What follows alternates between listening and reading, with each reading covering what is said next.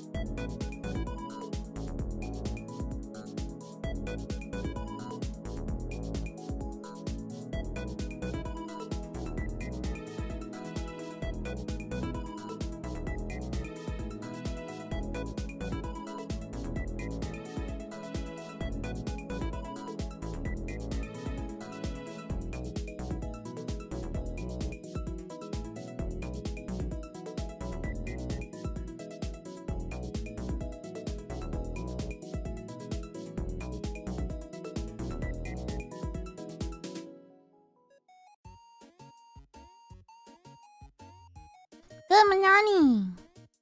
Good morning. Good morning. How does that one song go? Today was a good day. What is it? Hold on. I gotta look it up.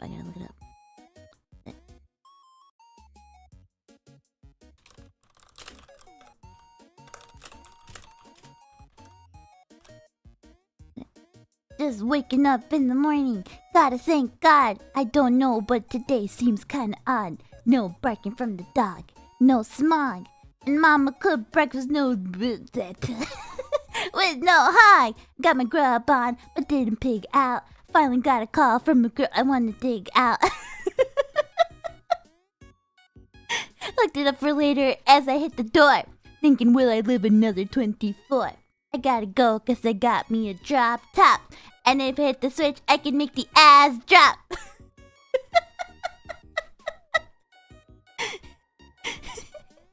Had to stop at a red light. Looking in my mirror, not a jacker in sight. And everything is alright. I got a beep from Kim, and she can fuck all night. Called up the homies, and I'm asking y'all, which park are y'all playing basketball?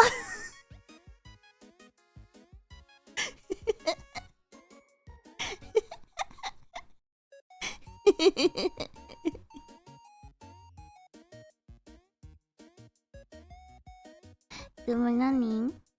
Good afternoon. My dog is saying the censored version.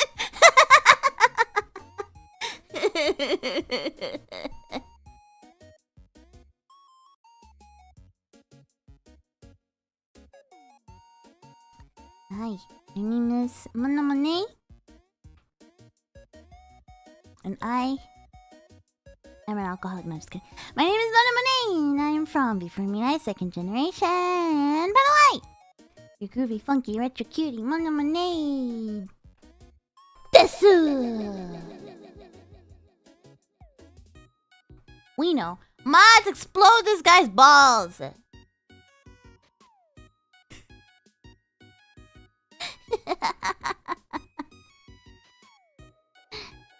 Hey everybody, no real reason for this stream today. I just kind of woke up and I was like, damn, I'm kind of chatty. Maybe it's because I spent all day yesterday being social.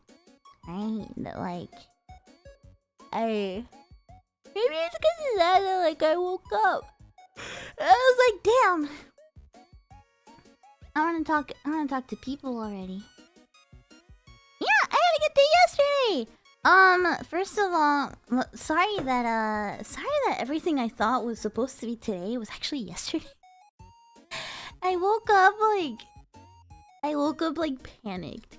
Like I woke up and so originally, right, like I thought that yesterday I was only gonna see my friends, right? So I was like, oh, you know, I'm gonna wake up, I'm gonna take my sweet time, I'm gonna get ready, you know.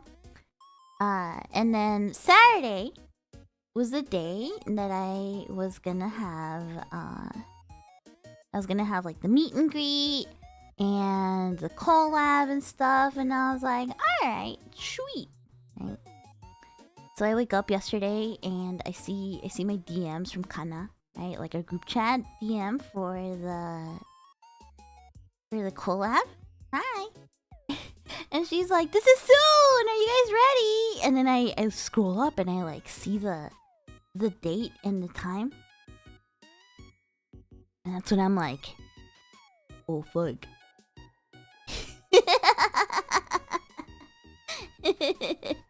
Dude, I owe my life to Kana. That girl is the sloppy girl's best friend. Cause like she's so on top of things and I'm so not.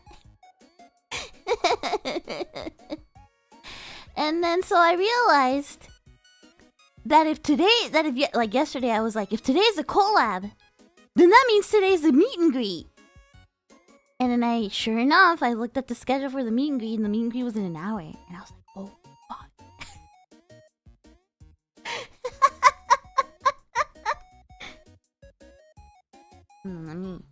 I made toast and egg, but like, I got like a sourdough loaf. And right now, like, I'm in the half of the sourdough loaf where like the slices of bread are really big. So instead of making 2 slices of bread, I made 1 big one and I just put 2 eggs on it. So I'm just gonna cut it. I'm gonna try it.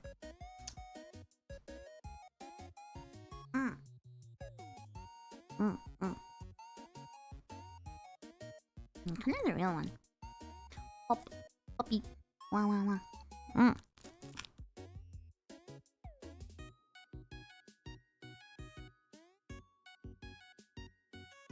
Why do I sound like my morning just started? Because it did. Good morning. Everyone. Every reach of you follow the same. Maybe you have a type.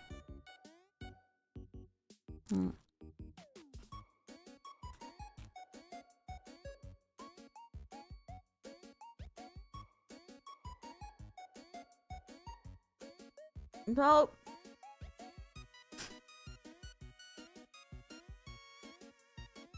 and then here's the thing, right?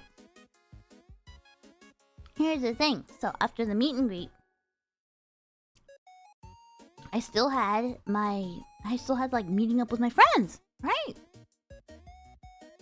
And I think they're only here for like a weekend. So I didn't want to like reschedule, you know? I didn't want to be that bitch that was like, can we hang out a different day? It's like, no, she has, you know, they had other stuff planned.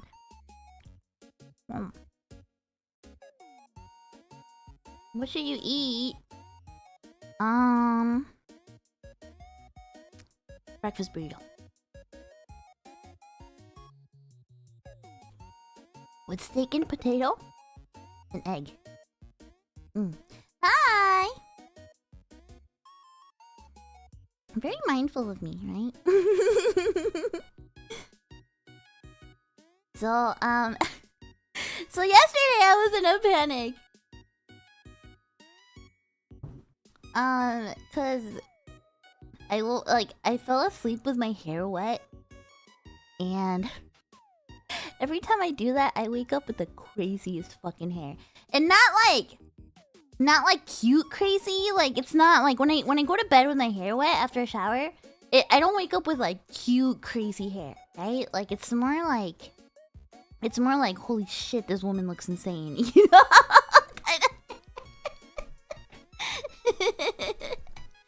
It looks really crazy. It looks like a freaking lion's mane, right? And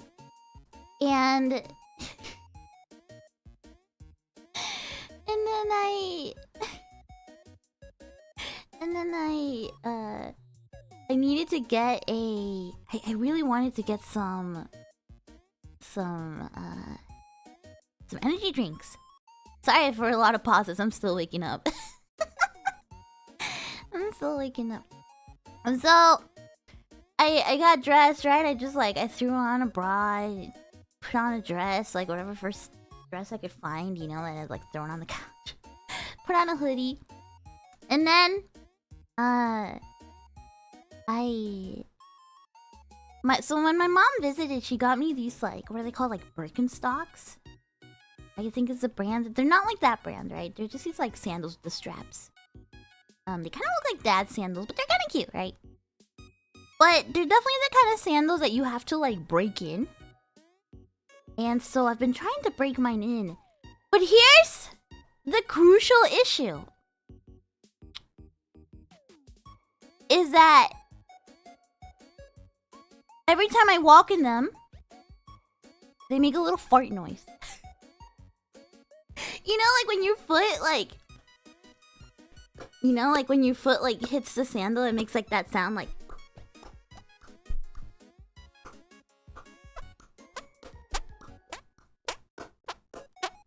I can't believe I'm making hand fart noises on stream.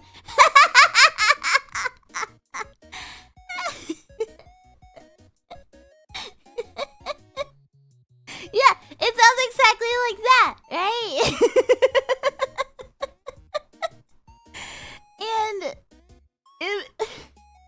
So I was like, oh, whatever, you know, I'll be able to just kind of like... I'll be able to just kind of like go to the convenience store. I'll just like move like in a certain way that you don't hear the sounds, right? So I'm like, I kind of like calmed down my hairs about as much as I can. Right? I couldn't find a hair tie, so I just like got some hair clips and I just kind of like tried to calm it down. Grab my keys and I'm like, fuck it, you know, I'm just gonna be in and out, you know? Just gonna be in and out. I'm just gonna go to the convenience store, get my drink, and then go out, right? So I walk out, right? And as I'm walking out, somebody else in the building walks by. And I'm like walking funny, trying to cover up like the little like noises from the sandals. My squeaky shoes. And I'm pretty sure with every step I'm making, you know, I'm making a little boop boop little sound, right? And I get so freaking anxious and I'm like, I can't fucking do this. So I go in through the main entrance, because I usually go through the back entrance, right? I go into the main entrance and I'm like, screw it, you know? I'm just gonna go back to my room and like change shoes. I can't do this, right? So as I'm heading back, right? The mailman is there. And the mailman like asked me to hold open the door for him. And as I do that, my shoes let out like this little like fart noise. And I'm just like, oh my god, I bet this dude just thinks I tooted. I'm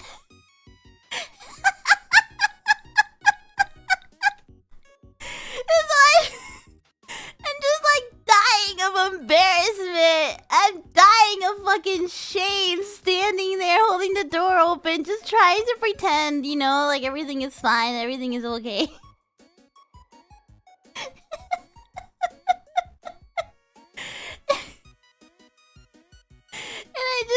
I run back to the rooftop, right?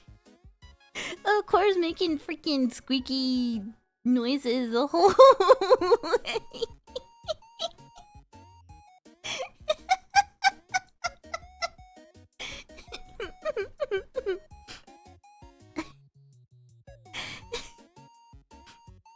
And sure enough, I went back in and I changed shoes. I couldn't do it. I couldn't do it.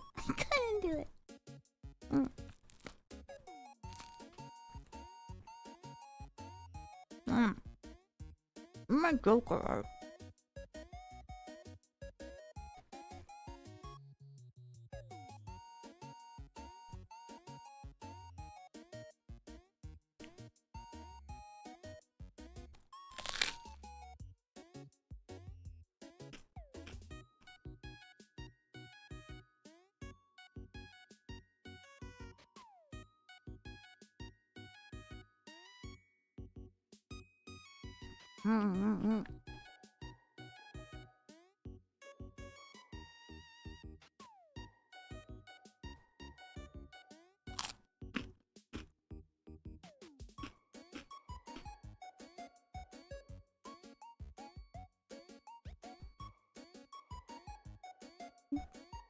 Monet.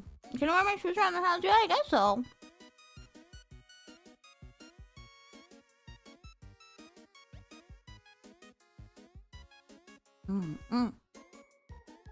I think doing 2 eggs on 1 big piece of toast was the move.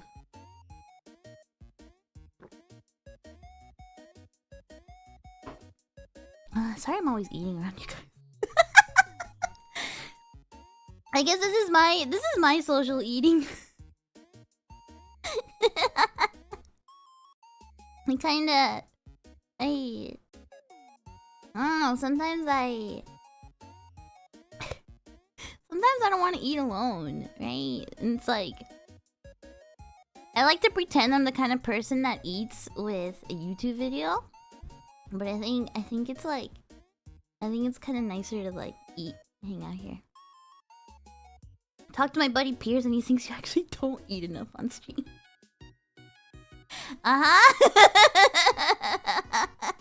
Yeah. I see.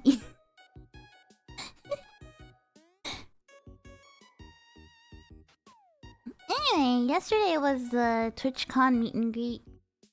I kind of just signed up just for shiggles. Just for shits and giggles, you know? Just cause I like meet and greets, right? I like meet and greets, and you never know when you can convert a new tabemono, right? So I figured, you know, might as well go for the... You know, it's the... What do you call it when like religious people go on like a journey to convert people? Pilgrimage? No. What's it called? Missionary? Yeah. I was on my missionary duty. I was on a crusade to TwitchCon to see if I could convert people to monomism. Did I get any new tabemonos? Well, I do see somebody in chat. I was at the meet and greet. That was like, I should watch more Monet. And I was like, yeah, you should. Yeah, you should. It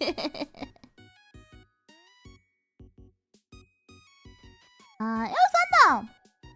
It was fun. I gotta say, it's funny that like, oh, she's keeping tabs. Oh, I see. I pay attention to a lot more than you guys think.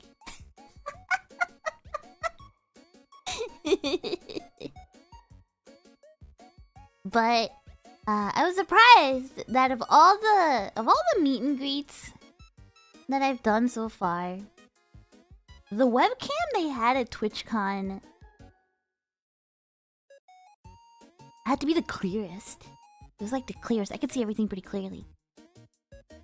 Normally, like, you know, during the Gundam, during all the meet and greets, the cameras are pretty like pretty blurry, pretty laggy.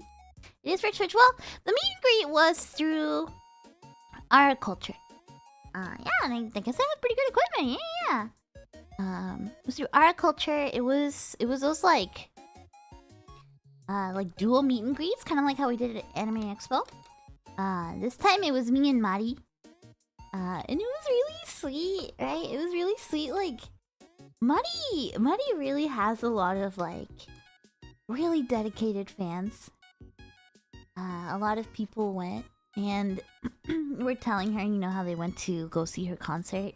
There was this really cute girl, and like the both of us were like, oh my god, cute girl. And she had like a cute little skirt on and like these boots with these chains on and everything. And we were like, oh my god. She was real cute. She was real cute. And she was like talking about how look at that work.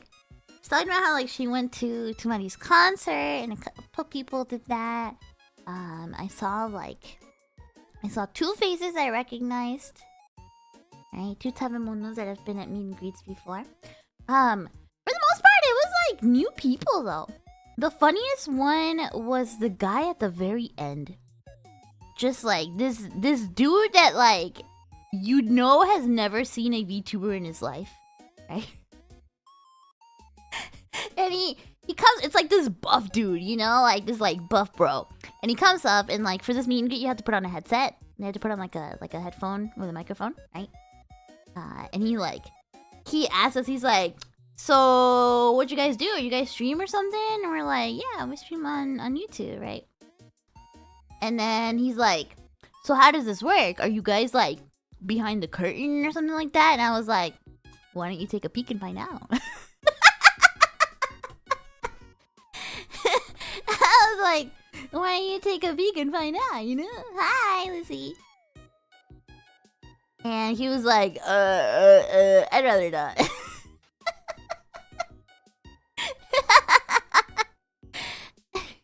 And so then he started asking us like, oh, so do you guys like play games or something? We're like, yeah, we stream games and all sorts of stuff. And he asked us like, oh, what kind of games do you play? And Mari's like, oh, I love Apex. And this dude was just like, oh, I fucking hate Apex. I fucking hate that game. We were both like, oh.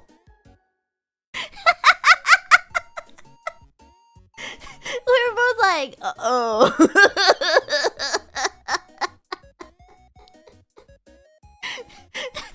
It was so awkward.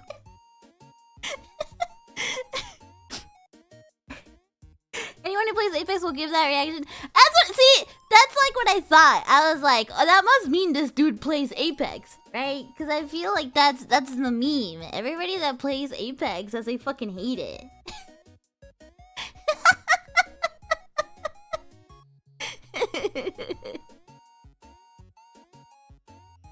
So then he asked me, he's like, oh, well, what do you play then? And I was like, oh, I've been playing strategy games like Civ.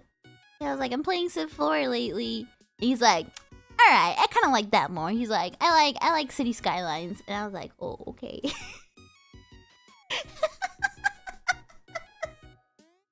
I was just like, oh, okay. And he was just like, it was just kind of awkward. It was just one of those questions. Like, it felt like this dude was like trying to hit up some chicks at the bar, but it was awkward. You know, it was like that kind of vibes. And we were, you know, like me and Mari are just there, like,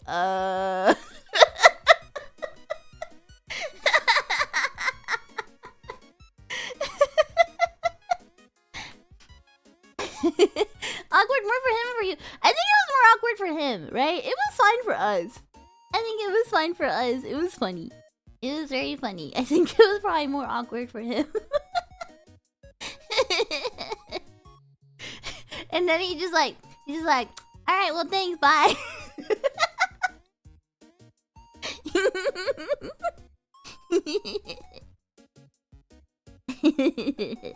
So shout out to that dude. I hope he watches the VTuber one day.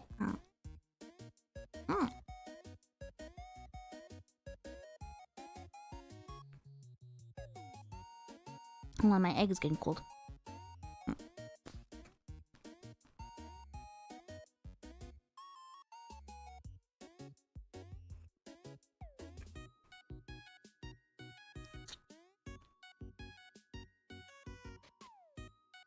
Really want to meet and greet that you do enjoy that.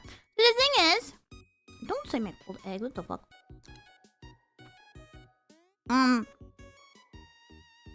This is like a much more casual meet and greet, right? Because there's been like, I've done a couple meet and greets by now, right? And a lot of the times they're very casual. It's rare that the meet and greets are ticketed like Off-Kai was, right? Like the ticketed like Off-Kai or like Anime Expo.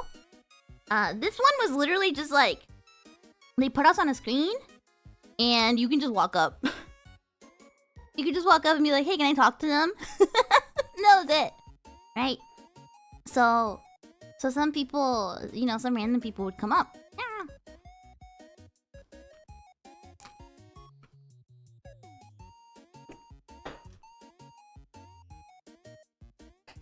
How popular was it at TwitchCon? I'm gonna be real. I don't really think anybody knew us.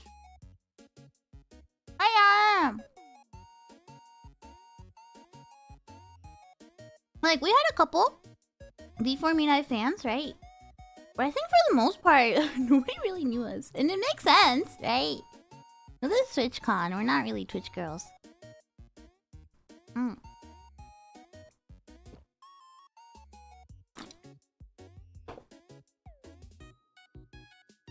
You saw Nyaru like that randomly. Yeah! I love Nyaru.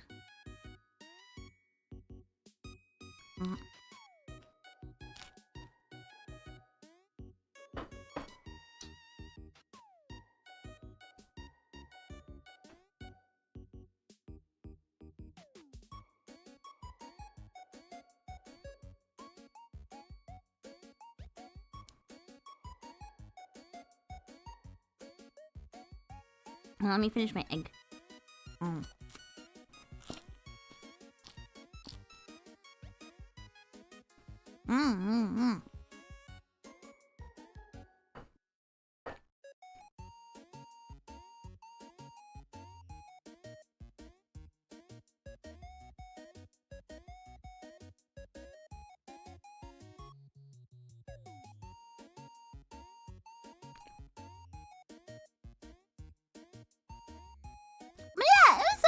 It was still a fun time. I always like meet and greets, right? TwitchCon sounds so wild every year. Like this year, someone got drugged at a party. I can guarantee you that happens probably at every single convention. People are fucked up. People are fucked up. I can almost basically 100% guarantee you that happens at probably every single convention at least once, if not multiple times, right? A lot of shitty people will use conventions as a way to take advantage of others, right? Oh. It's not it's unfortunately not a rare occasion, right? That's why when you're a girl at events, and guys too, honestly, this is for everybody. This goes for everybody, right? Always watch your drinks. Always. Never leave your drink unattended. Right? Yeah, if you put your drink down, it's not yours anymore. Never leave your drink unattended. You never... Yeah, and don't take drinks from people. None of that, right? You get your drink from the bar. And you hold onto that thing for dear life, right? Like, I had to pee really bad once. I straight up just took my drink into the bathroom.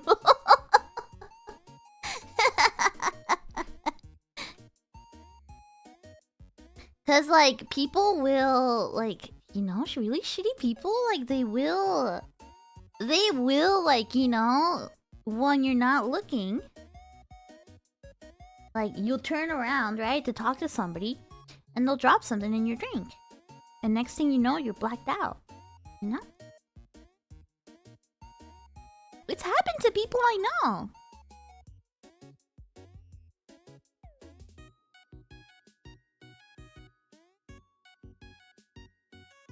There's been cases too where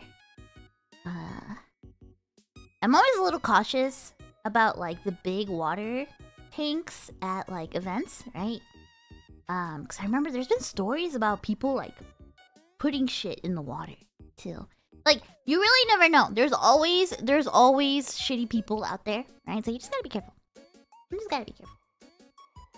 Yeah. We put stuff in the damn water tank. Yeah, I don't remember exactly how long ago it was or where it was. I just remember hearing about it. I don't know if it's something that still happens, right? I think because of that, generally now they keep like the water tank somewhere where like, you know, usually the water will usually be like by the bar or something like that. Somewhere where like there's somebody looking at it, right? Yeah, but it really is a jungle. Really is a jungle out there, you know? So you really gotta be careful. Really gotta be careful. Those of you that go to cons and events and stuff like that, right? Be careful, you know?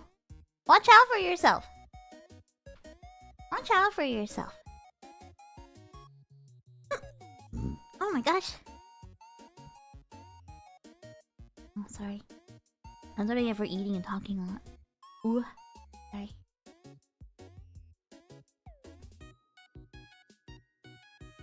Don't rank it! Don't rate it! But yeah, just be safe, right? Just be safe. Buddy system is always good. Anyway, we were talking about... yeah, the meet and greet was fun. Like I said, I don't really think many people knew us, but that's okay.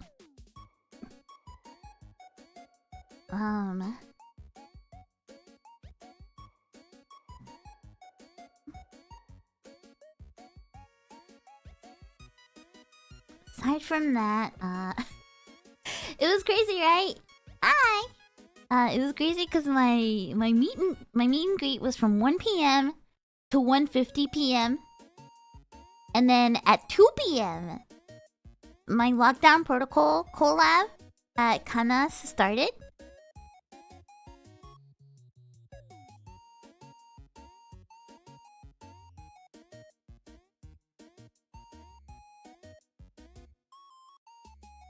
And so it was like literally like we finished the meet and greet, and I just tell Mari, I was like, I love you, I had fun, thank you so much for being my partner, blah blah blah blah blah. And then like right into the call with all the other girls in the collab, right? And they're all getting ready. I had 10 minutes to... I thought I had installed the game the night before, but I guess I didn't. I had 10 minutes to install the game, get it up and going, join the lobby, and make sure my microphone and everything was working. And so, did I even eat breakfast yesterday? I think I did. Yeah, I think I had eggs and toast too.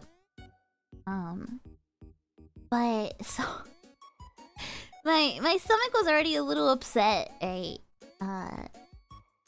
And so anyway, we started playing, and it was really fun. I gotta say that collab. I kind of wish I had done a POV. I was kind of planning on it. I just didn't last minute because like the timing was really strict, right? The timing was really tight. Otherwise, I would have done it, right? Because I think that's like Among Us types of games, right? Those are it's good to have a POV for that kind of stuff, right? So I hope you guys had fun.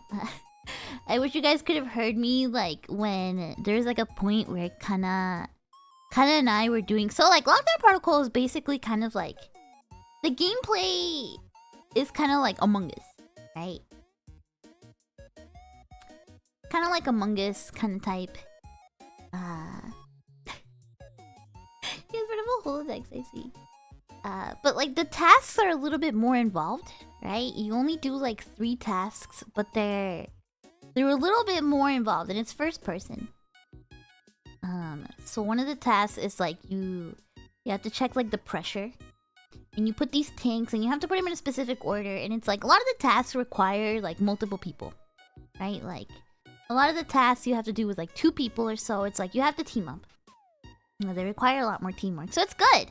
I think that's really good, right? Because like Among Us is the kind of game where you can just split off from everybody and do your own thing. I like that. I like that Lockdown Protocol, you know, like relied a little bit more on teamwork. But yeah, the pressure task basically, if you mess it up, right, it explodes and you die. So there was one point where I was doing it with Kana, and I blew up and died. And I'm there dead on the ground, right? And when you die in that game, you become a little ghost. And you can spectate everybody, but they can't hear you, right? But you can still like talk and have like voice chat with the other ghosts, right? And she's just like, "Oh my god, Mono, no!" So then she... Oh yeah, and the game does like a vine boom when you die. It's really funny. So she finds this like little like cassette player with this like bopping music, and she puts it on this little like cassette, like music like boombox thing nearby. Puts it on and then like bumps up the music, and I was just like, oh hell yeah, oh hell yeah, this is how I want to go. Like this is how my funeral should be like, right? And then she was like, oh no, maybe this is too much. So like she goes and like puts on sadder music. She finds another like cassette and puts on sad music. And I'm just there like, no, Kana, put the other one back on. No, put the other one back on. She couldn't hear me, of course, right? She couldn't hear me at all. So she puts on the sad music for a bit, and she was like, no, I think the other music is what Mona would want. And she was so right. Nobody else was dead at the time, so you couldn't hear me on anybody else's POV. But I was just like, yes, Kana, you understand. She can hear me.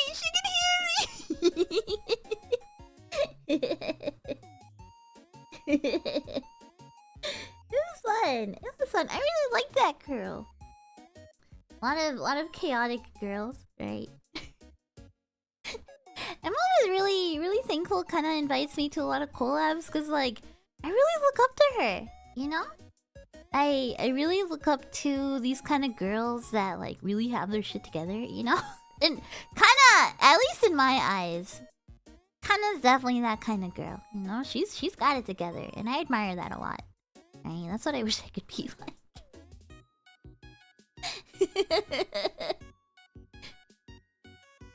Well, you guys passed on the message for me. Hi! And I had a lot of fun. I think that was like... Yeah, I think I made some new friends. That was like one of the collabs I've had that felt like the most natural. Maybe it's because I had just gotten out of the meet and greet. But I felt like really, really natural with everybody. I didn't really feel shy, right? It was nice. It was really nice. I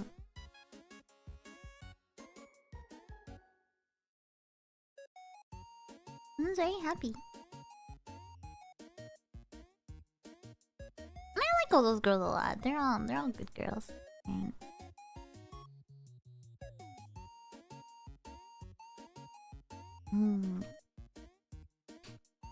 Can you believe?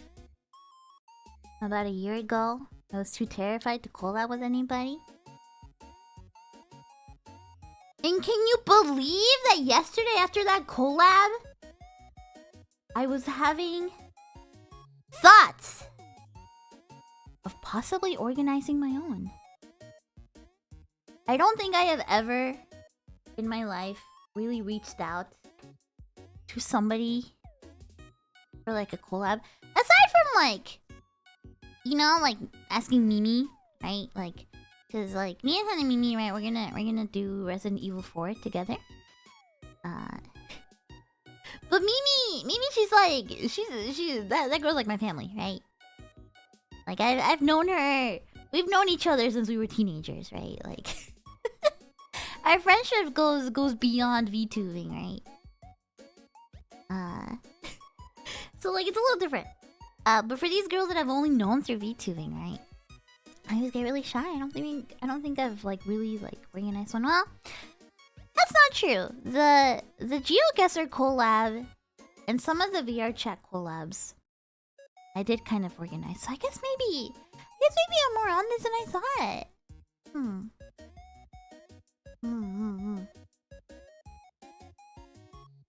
So, how many cool girls would love to get an invite from you? Well, if there's any cute girls out there listening, any cute VTuber girls, you know, slide into my DMs, yeah. Wait, for you, my DMs are open. Sorry, there's something in my eye. Anyway, so after the collab, right? Oh, what games of mine do I have to make the collabs? So there's I'm waiting for Lunalia to get like VR equipment. Cause there's this game in VR chat, there's this improv game in VR chat that I really like. It's a shame because I think Abby would have been really good at it. But there's a game in VR chat called Audience Anarchy that I really like. Enough that sometimes I go and play it with random people in like lobbies, right? In like random like public lobbies. Basically, it's an improv game. It's like a little improv like theater performance game. It's so nerdy, but it's fun. There's the audience and then there's the actors, right? Actors get randomly selected. You sign up to be an actor and you get randomly selected. If you are the audience, basically you put in like you Mad Libs part of the script. So you can put in random words in the script, right? And just kind of hijack the script, and you can make it really funny. Sometimes people make it really cringe. I'm not gonna lie. Sometimes people will say like they'll just put in dumb shit, and you just have to like say it out loud, and it's not funny. But depending, like if the audience is good and if the audience is funny, then it makes the script really funny. And then if you're an actor, you have to go on stage, and there's a whole little system where like the lines show up in front of you and everything like that. It has like a little like setting. They give you like goofy little avatars or whatever, and you act out. You improv the script, and it can be really funny. It can be really good, right?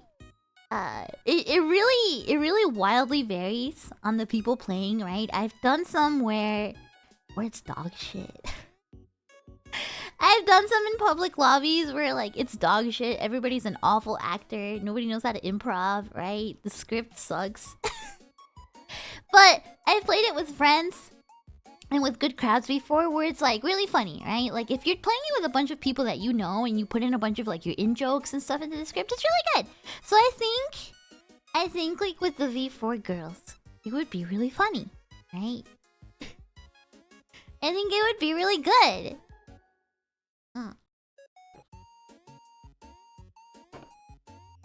So the only thing is that like it's a game you need a lot of people for. Right?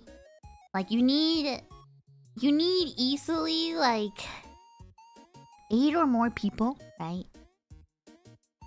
So even if I got a Pedalite and Serina and you know, if I just got us 4, right?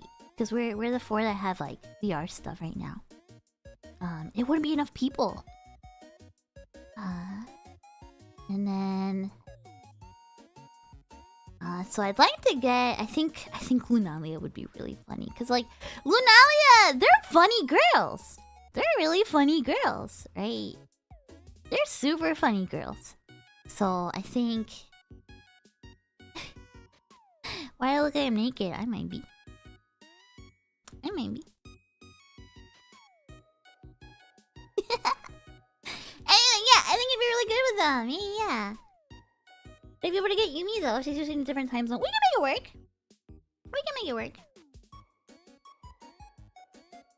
We can make it work with Yumi.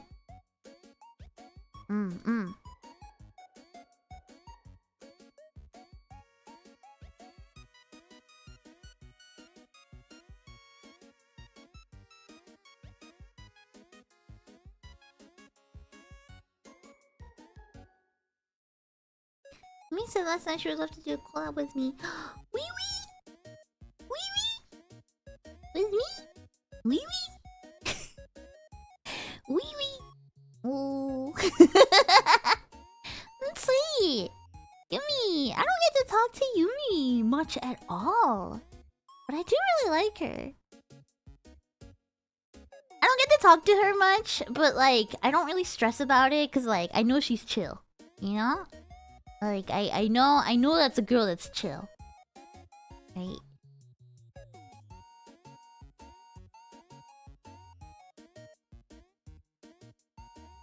Wee wee pleat emoji.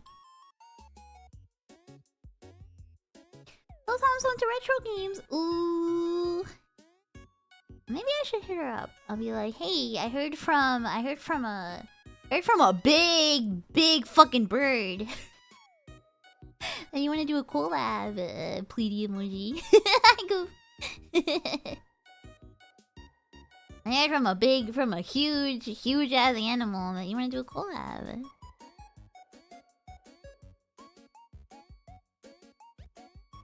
See, the thing is, like, I mean, a lot of the time, right? A lot of the time, I will go to bed kind of like around the time Yumi starts streaming. But I'm gonna be real, right? I'd do a collab of 3, 4 in the morning for her.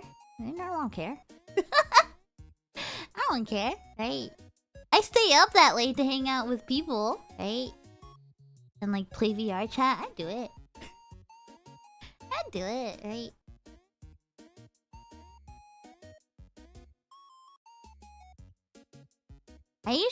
Sometimes I fall asleep right before she starts, right?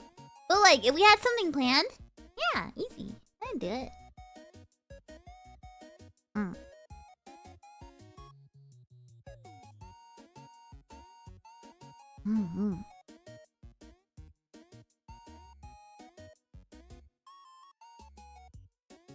I heard from a bird you want to do a collab.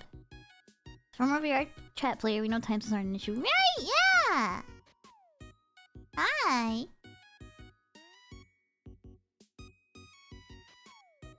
So then... Yeah. After the collab, right? I had to get dressed immediately!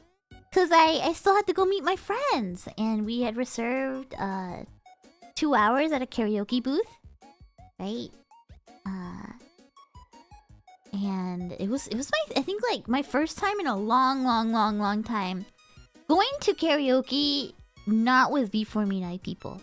So it was kind of wild to be in a karaoke booth with 2 other people and not 30 other people, you know?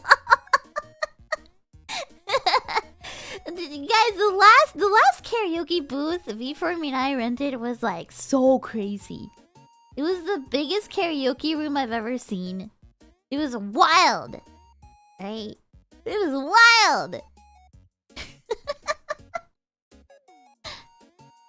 But this one was chill. I talked about it. I talked about my friends, seeing my friends a little bit this week. But I was actually really excited. So I got to meet my 2 friends. One of who I hadn't seen in like 10 years. The other who I had never gotten to meet in person. So technically it was my first time meeting them. It's my friends that are now married. It's so cute. It's so cute. It's an old friend from when I was like 15, right? That I met through video games.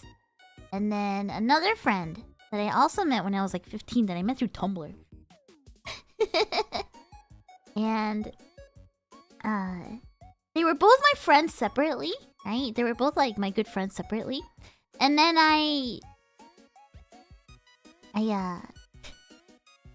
they're both really into Taite culture.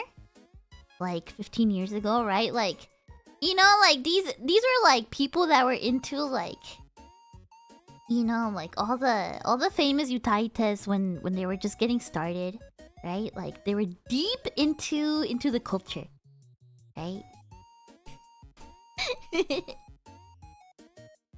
And I remember one day telling them like, "Hey, I have a friend that's really into this stuff too. You should talk to her." And then going to her and being like, "Hey, I've got this friend that's really into this kind of stuff. Like, you should talk to him. Like, you guys should hang out. You guys should talk." Well, what do you know? 15 years later, they're married now. It's my pride and joy in life, you know. I got to introduce 2 people that are married now, so I'm like, ooh. So it was very nice. It was really sweet, right? My friend, I hadn't seen her since I went to Japan 10 years ago. We hung out there together a little bit. I remember we went to the Moomin Cafe together. Is that the longest I've known someone? No, actually. My friend Soleil, I've known her since I was like 12. And we still talk. We're still in contact. known that girl for 20 years. No, this friend, yeah, I hung out with her in Japan a bit. Like, we had met in person a couple times, right? But she was around here locally. So, like, a couple months back, right? Like, she sent me a message being like, hey, we're gonna be in town. You wanna meet up? And I was like, yes, of course! Yes, of course! So, I was very excited. The karaoke booth was fun. It was very scuffy. It was like, I don't know what it was about the karaoke system, but it seemed like it was just like straight up pulling YouTube videos. Some of the karaoke songs didn't even have lyrics. It was just straight up a YouTube video without lyrics. It was just like the music video. And then afterwards, we got some drinks and had some food. We had some tacos. And it was very sweet. You know, they were both a little drunk. Even though I had like 4 drinks at that point, I didn't really feel very drunk. I felt a little tipsy, right? But it was very cute, like seeing them talk about their life and like, you know, talk about like their like domestic life together, right? Cause they tried going to a ramen place that was bougie. Yeah. So we finished karaoke and I was like, oh hey, there's a ramen place nearby. Like, do you guys want to go? That sounds good. And my friend was like, yeah, I bet this dude would love to go. He's a fucking weeaboo. And I was like, alright, let's go check out the ramen place. We show up. And that's when I looked through the window of the ramen shop of like, and I noticed that like, it's all people dressed very fancy. And it's like, they've got like this fancy ass bar. And it's like super bougie. And then like me and my friend were both like, we should probably look at the menu. This place looks expensive as fuck. And I was like, yeah, what the hell? I thought this was a different place, right? Thankfully, it wasn't very far. It wasn't a very far walk. It was a pretty short walk. So right, ramen shouldn't be bougie. I don't know why it was so fancy. We looked at the menu. And she was just like, I saw the word Wagyu way too many times on this menu. Let's go get tacos. And I was like, yeah, you're right. I was like, yeah, absolutely right.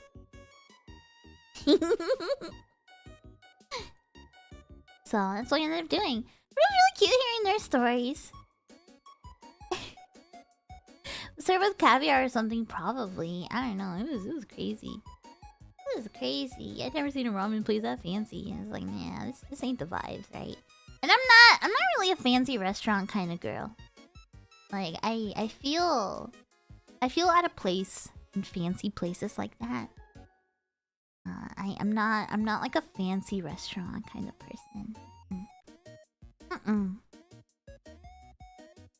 Yeah, ramen should be cheap. It's like when places try charging you a bunch of money for bougie tacos. It's like, really? Or like when you see a po' boy for like $18, $19, $20 and you're like, it's literally in the name. Po' boy. It's supposed to be poor boy. That's supposed to be poor people food. You can't be charging $20 for this shit. You know?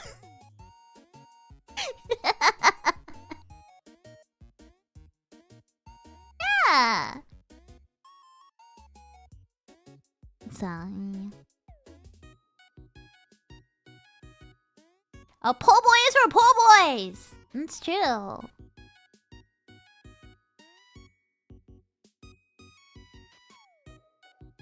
But it was very sweet, right? Like I know these people pretty well. So it was nice to just like talk, you know, in person. Cause like I feel like when you get older, you have a lot of friends that like you kind of just like check in on each other once in a while, but you never really like. You don't really like talk, you know? Do you guys have friends like that? Cause I have a couple friends like that. So finally we got like a chance to like really like talk. And we like caught up for a bit, you know, talked about like family, talked about work. She was really hating her job, and she kept mentioning it. She was like, "Man, fuck my job, blah blah blah blah." She's like, "I need a fucking vacation." I was like, "Girl, I hope you can hang out a little and chill, you know." And then the guy, right, just got his green card. Do they know about my current job? Yeah, my friend says she watches my stream sometimes. Yeah.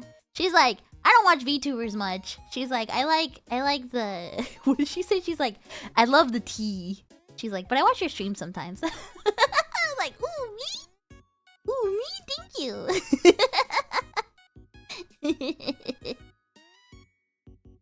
And then... So my other friend, right? Because it's a guy and a girl, right? So the guy is like... He's a lot more of a weeaboo, right? He's a lot more of like a hardcore gamer weeaboo. Like, that dude used to pay his rent with Pokemon tournaments. Like, that guy, he's like...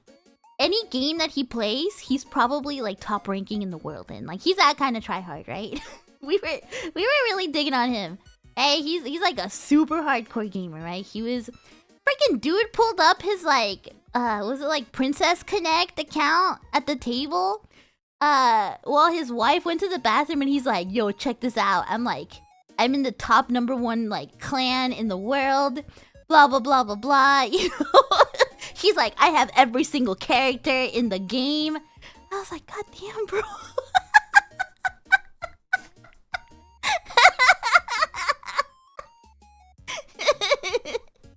And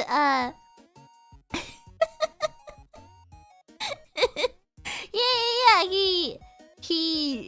he's always like, ever since I've known him, he's always been a very like, you know, like top, like any single game he plays it to be #1, right?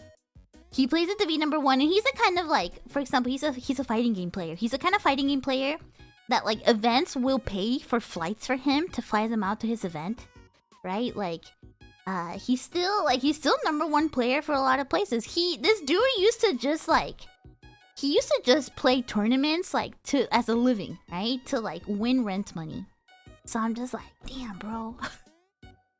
Damn. So, it was very funny, like, hearing their little, like, domestic talks, right? Of, like, how she'll be like, yeah, you know, when it's like, when they gotta do, like, a raid or something like that in the game, she's like, I don't see him for the whole week. Like, damn!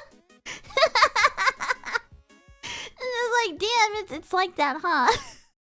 And then, the story that really stuck out with me is that, I guess...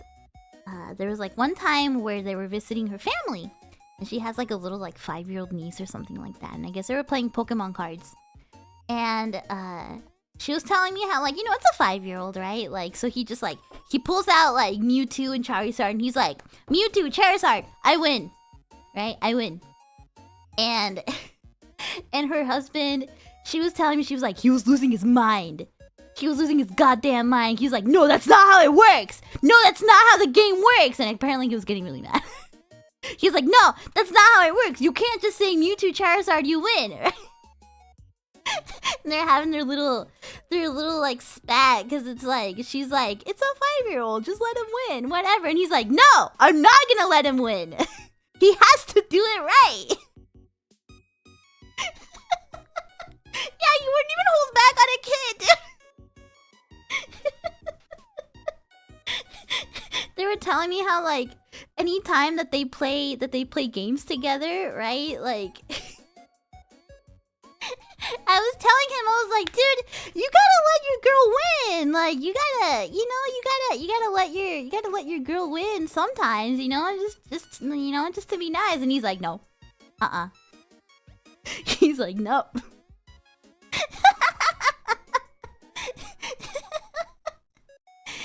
They were telling me stories about, like, when they've played, like, Mario Party and stuff like that, and, like, dude has no mercy. So it was really funny. It was really cute, like, hearing these stories. You know?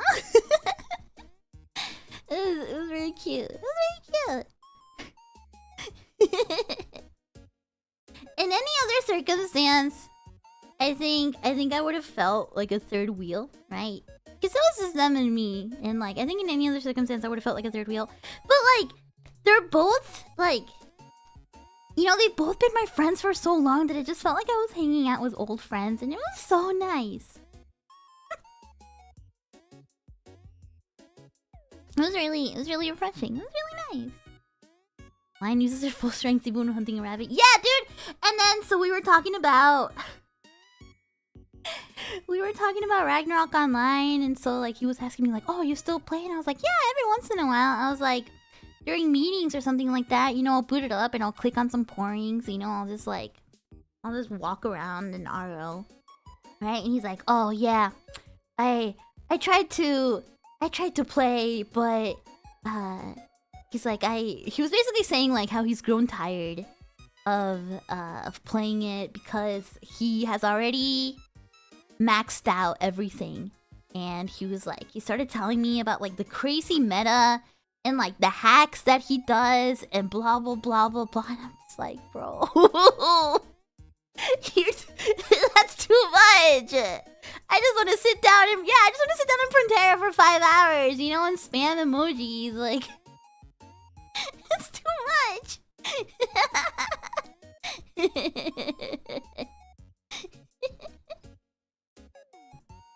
It was very funny. It was very cute.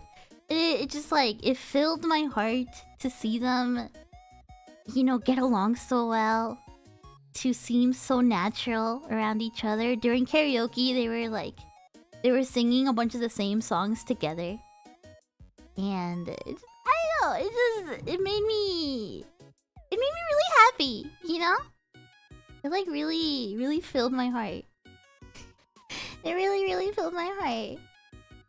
So no, I think maybe that's why I woke up in a good mood today, right? And why I woke up so chatty, because I don't know, it's like, yeah, it really like, it really filled my heart.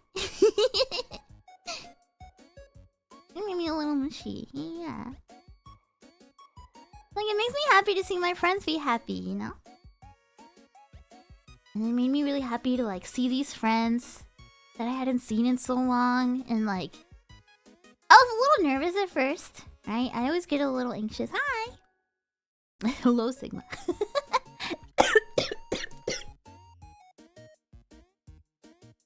Jesus Christ, not me choking on my own spit. Jesus Christ. I'm okay.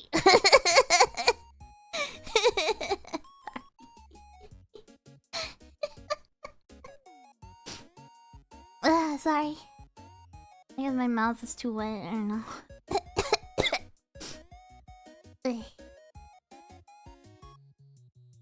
Sorry, I'm allergic to saying Sigma.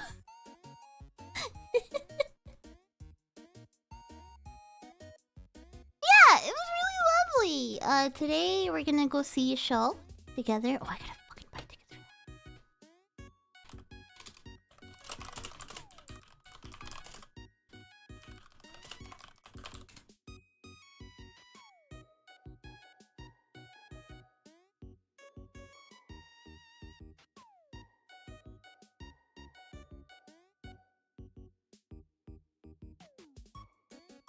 Where's the concert thing?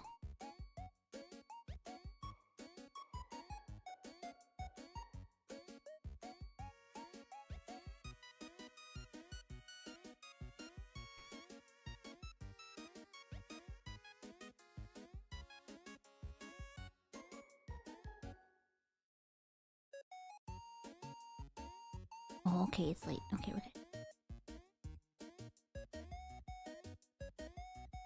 Tickets are kind of expensive. But it's okay. I know the VTuber Mika Neko. Who does it?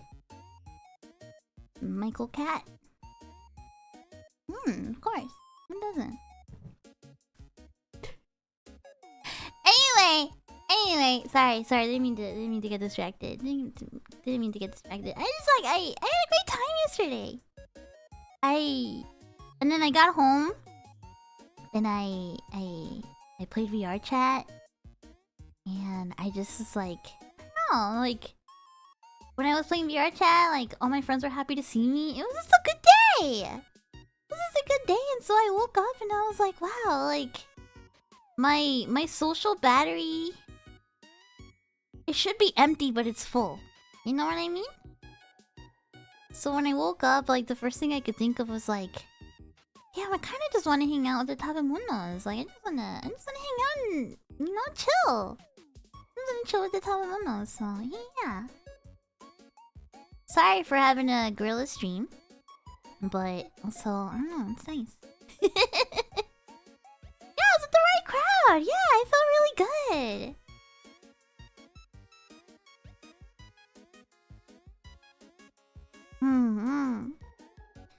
You miss me? I'm right here, though. I'm right here. Anyway, I pinned that I would answer questions, and I haven't answered a single question. Let's see what we got. Hold on. See what we got. One Mashu says, how much wood could a woodchuck chuck if a woodchuck could chuck wood? A woodchuck could chuck as much wood as a woodchuck could chuck if a woodchuck could chuck wood. Is that the answer? Is that how it goes?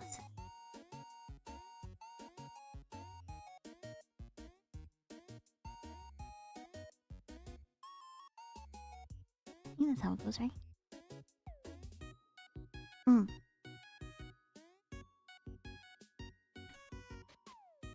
have another question. Who is your favorite tabemono? Why is it me? Says, I don't really have any questions. Just happy you're on the streaming. Sorry for being so here in your space. It's okay, you guys. I'm okay. It is okay to... We all have our little moments, right? I love you guys regardless. I'm in hair around you guys all the freaking time, okay? I'm always been hair around you guys. So, you know? I still love you. I still love you. Just know that if you feel like that way, right? What's important is that you don't use... This gorilla stream going to continue in the future? Have we all learned our lesson, huh? What do you mean? Anyway, what I want to say is, like, what's important is when you're feeling that way, when you're feeling menhera, is...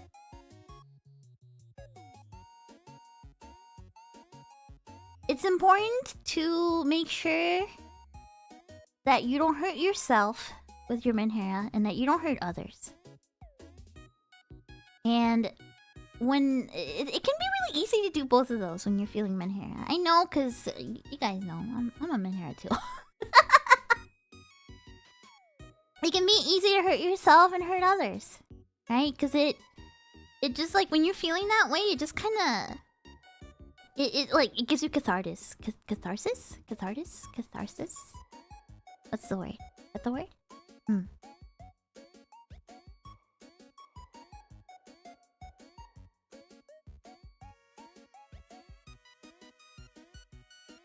Cathartic?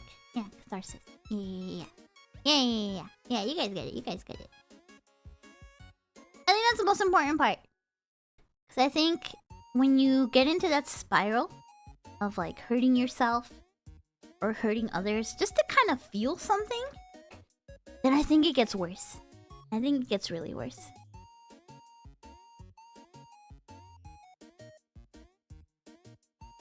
So I think it's important to find a good way to just kind of break out of it, right?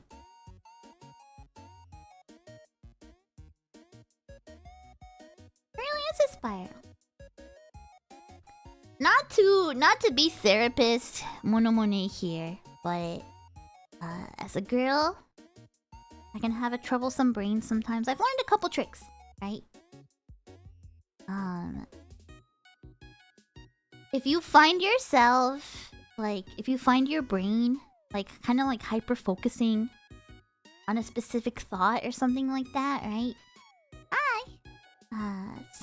There's a couple tricks I like to do, right? Especially for like something like a panic attack or something like that, right? One of them is you pick a really high number, like 100, and you count down to 0. Now I know some of you are real good at that, so I know that one's easy for some of you.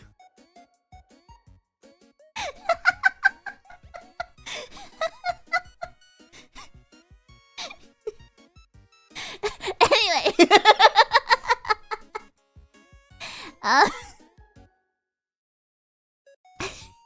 Okay, I'll do that for prime numbers only. That works! You know what? That works. That works. But basically, the trick is to force your brain into using that brain power on something else, right? It doesn't always work, right? Especially if you're having like a really bad time, it doesn't always work. But it does help a little bit, right? It does help a little bit.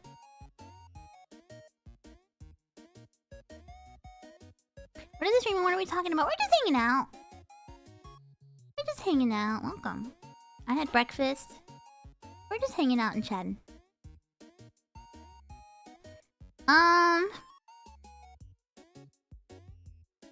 The other trick I learned is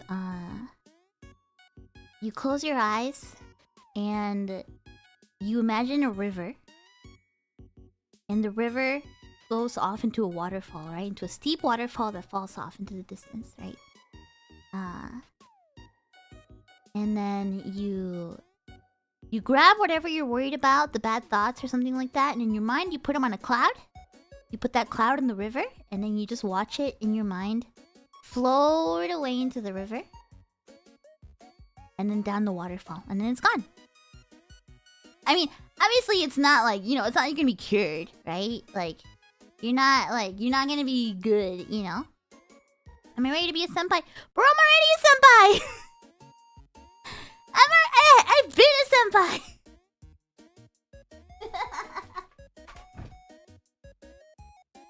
I've been a senpai! Hold on, where's my charger? There you go.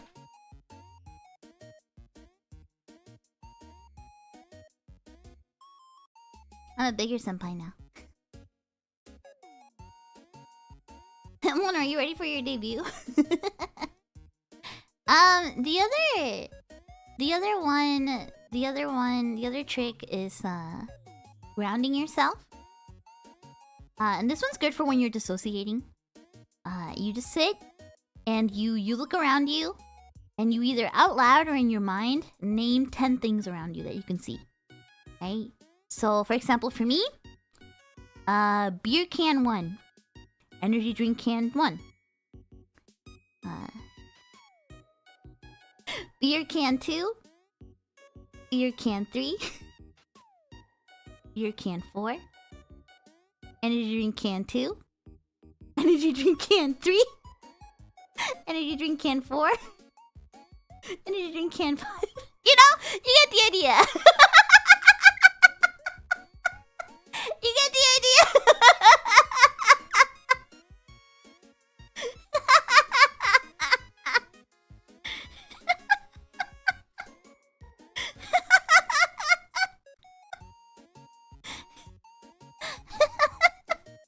You get the idea, right? Mona, do I need to clean again? Yes, I do. I do need to clean. I do need to clean bad.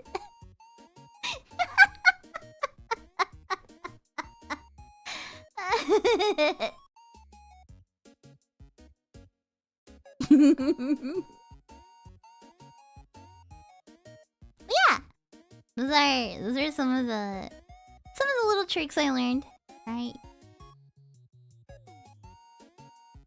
I hope they come in handy. This one says, should we have the echo and the reverb for that one? What does it mean to be a VTuber for you?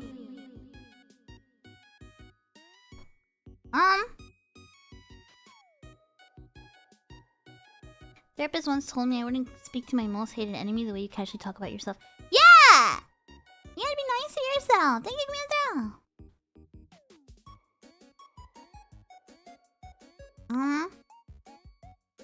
I like... For me... VTubing is an art medium. I like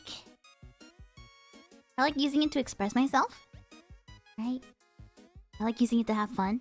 I like using it to communicate. I like using it to, express a lot of sides of myself. A lot of parts of myself.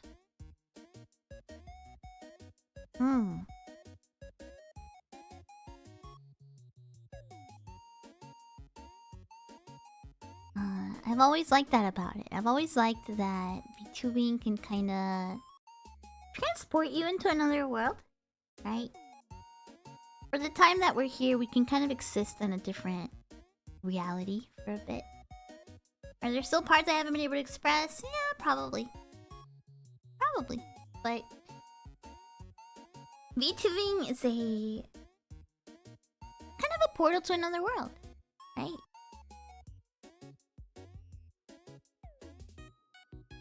And that's kind of what it is to me. That answer might be a little simple, but that's always what it's been to me, right? VTubing has always kind of been like an art medium, self-expression medium, right?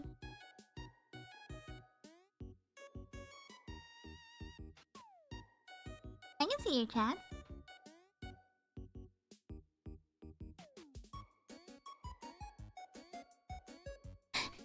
Alright, this one needs the reverb too. Hold on. Do different colored panties give you different superpowers? The answer is yes. The answer is yes. Yes, the color of undie you wear affects your mood. If I'm feeling a little like fucking choking. If I'm feeling a little like edgy, kind of cool, you know? Kind of like edgy, cool, powerful, you know, kind of eroi, right?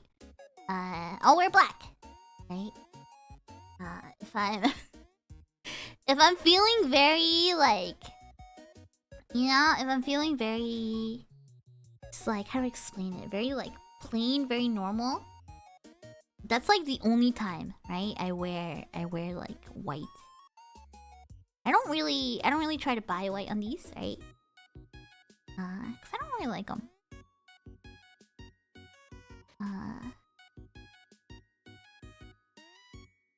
But you know, it's like when it's like a very simple and clean kind of day, you know. Simple and clean is the way that you're making me feel tonight. It's hard to let go of me.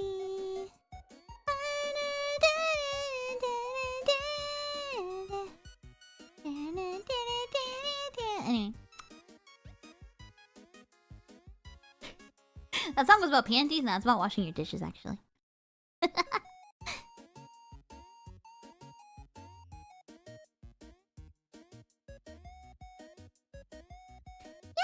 Yeah. Today's color. I took them off before bed. But I'm wearing shorts right now.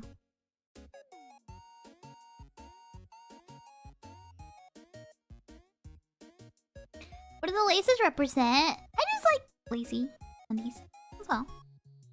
I just like lace.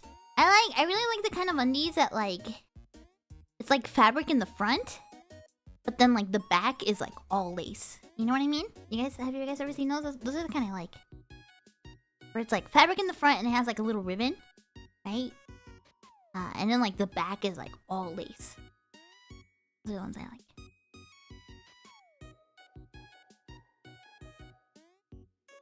That's like my usual everyday kind, right?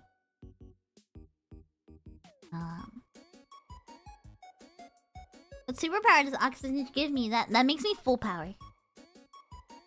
That gives me full power. Cup size or your favorite recent brain rot video? What is my favorite recent brain rot video?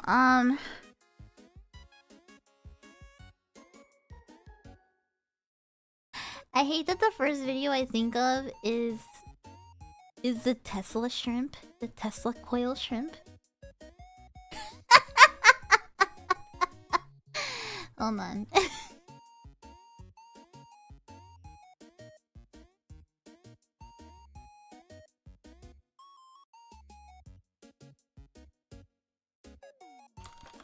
Tesla coil shrimp.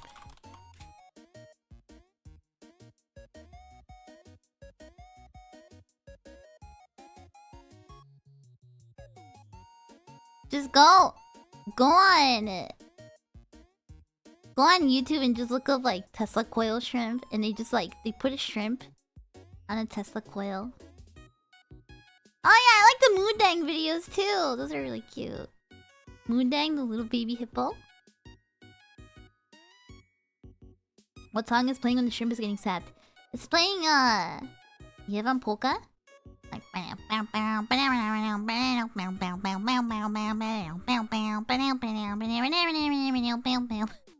Moondang is like you guys. You guys do kind of look like baby hippos. You guys do kind of look like baby hippos a little bit.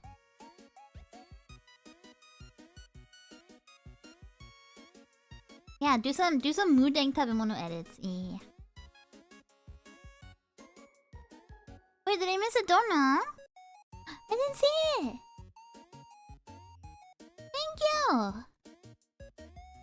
I must have missed it. Thank you.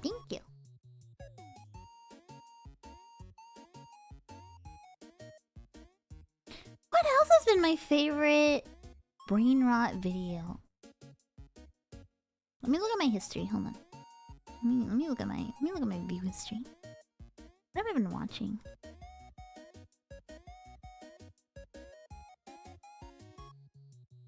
Oh! YouTube was recommending me again Mr. Chai City videos. I don't know why, dude. I hadn't seen those videos in like 15 years. So yesterday I rewatched the Dollar Menu Millionaire video and the Keeping Your Fridge Stocked Will Get You Many Women videos. And you know what's fucked up? That when that video came out, right? Like 15 years ago, you could buy everything on the Dollar Menu for under $8.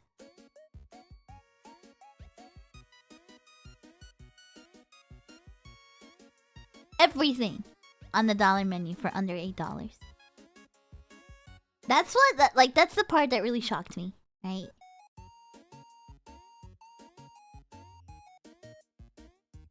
So what would I drink? Somebody posted the picture on Twitter. Hold on, where is it?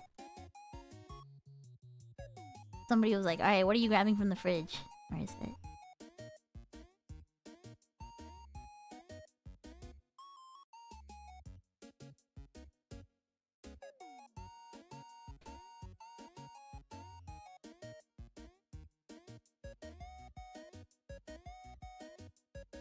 Here we go.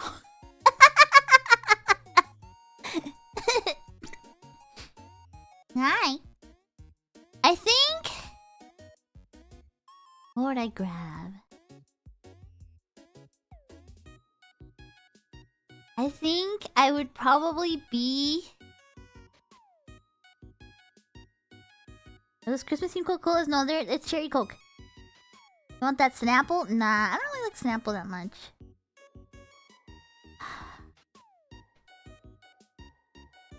I would probably go for a Red Bull in Arizona.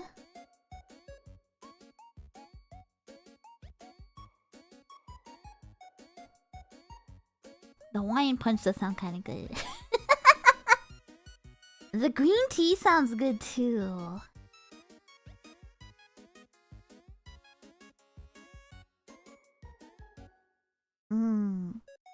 I think I would probably get in Arizona, yeah. I'd probably get in Arizona.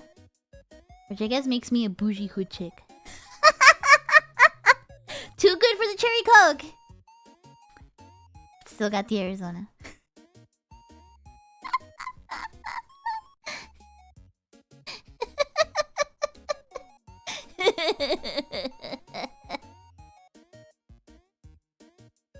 And I know this dude has the ice cream sandwiches in the freezer. You know I'm digging in on those.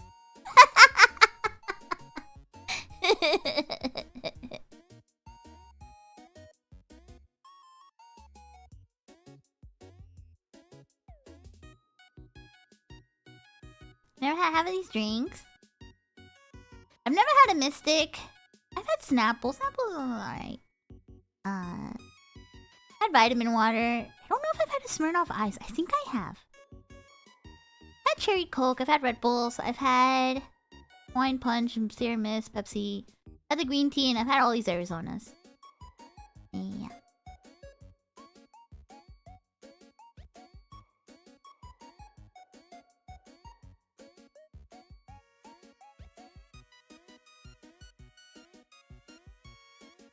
More left. Yeah, there's a Kool-Aid Jammers drawer.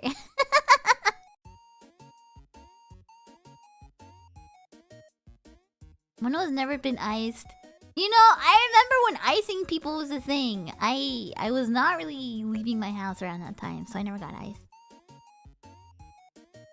Never got iced.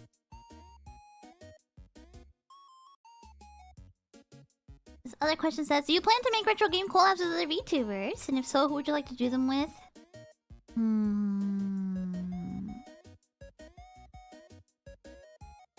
I'd like to. Retro games are like kind of hard to do as collabs though.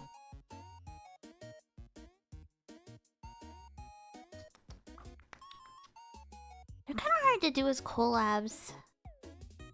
Would be fun though. I think some like arcade games would be fun with people. Who would I like to do them with? I don't know. It'd be nice to have a collab with somebody like Amiya one day.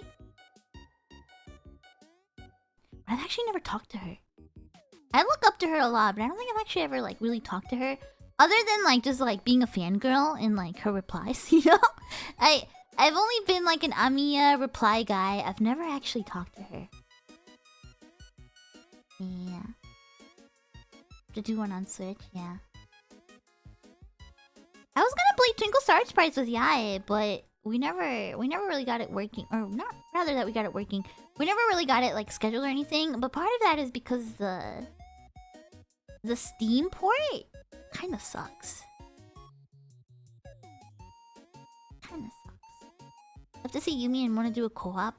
Oh, you know what would be a fun co-op with Yumi? Would be like a Splinter Cell game. Something like that. Like Splinter Cell kind of game. That'd be kind of fun.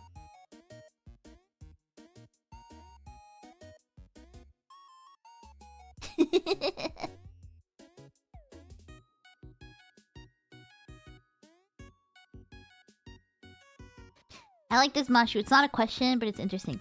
There's someone named Rune in the community. If they change the first letter of their name to a G, would that be messed up or what? That and Lily have Spanish retro collabs. Yeah, I know both of them. I guess I should see what kind of collab games. What kind of collab games Dot and Lily do. Takes Two would be great. Yeah.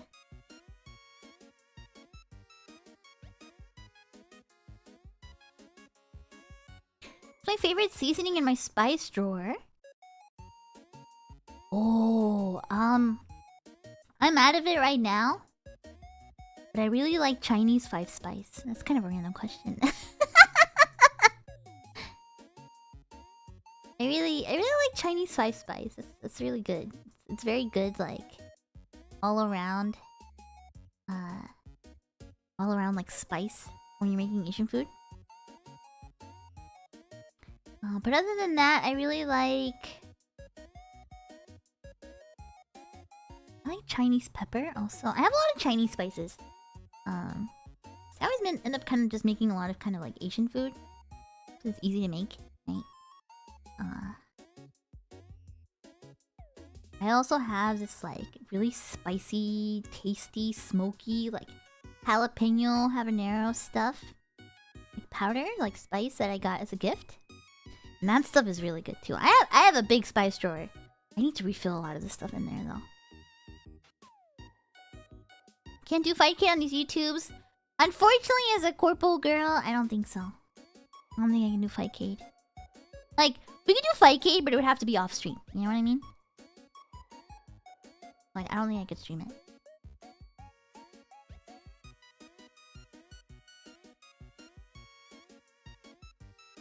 Why is Monet perfection? Why is her mouth an adorable bean? Why is Monet? What is Monet? When does the Monet? Right now.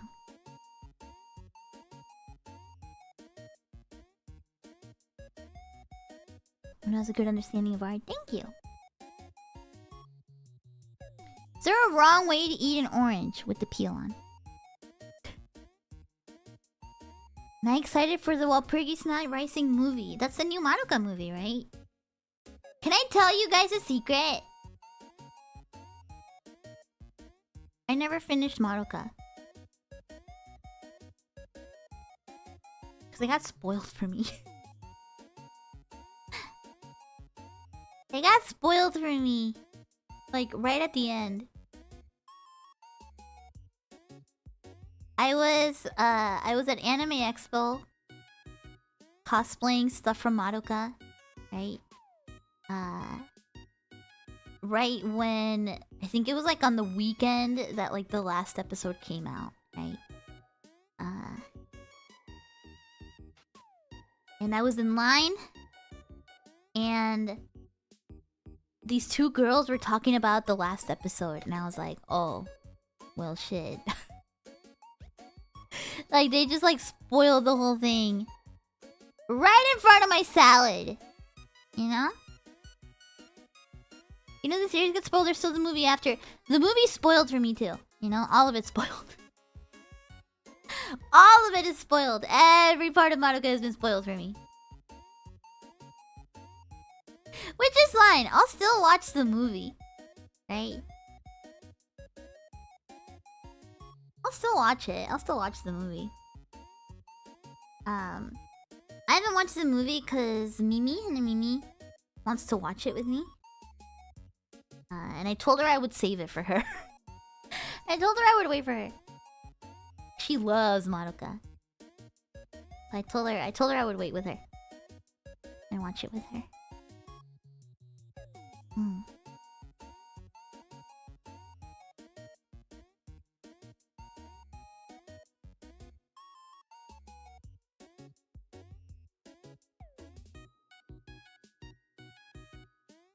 For rewatch. Aww. Saving myself for how romantic. She told me she told me she wanted to watch it with me. So I was like, alright, we'll have to watch it like, you know, whenever we like meet up or something. And last time we saw each other was at Anime Expo. Not really a place to watch it. Well, no, that's a lie. We hung out too when I stayed over at KK's. But we ended up watching... I think we just ended up watching Takeshi's Castle.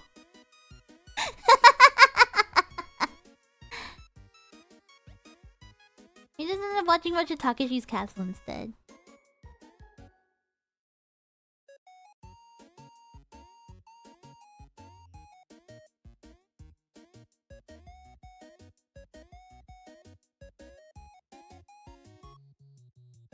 This is hi cutie senpai. Oh my god.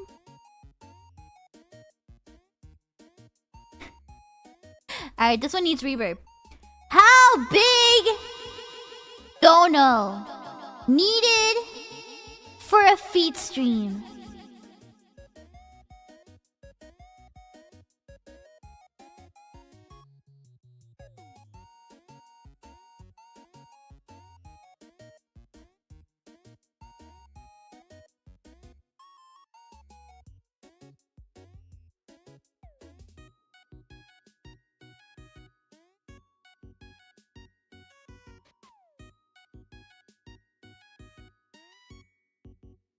See that? That's me shaking my head. PayPal me $10,000. Alright, for a $10,000, don't know, maybe. Maybe with socks on. Why are feet popping off? Because people think it's a funny haha fetish now.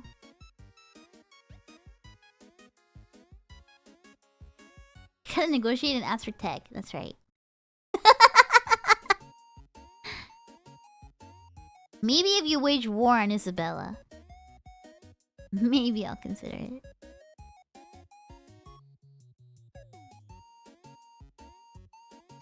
Look, guys, I've become too far away. Here's the thing, though. I wear sandals all the time. So, if you are a stranger, you get to see my toes all the time. If you're a stranger out on the streets, they're just out there. You can just see them.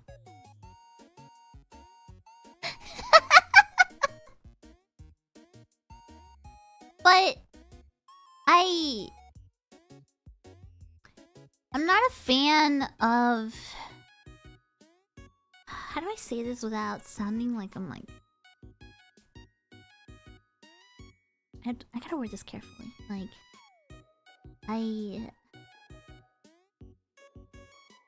I don't really like VTuber foot posting. It feels...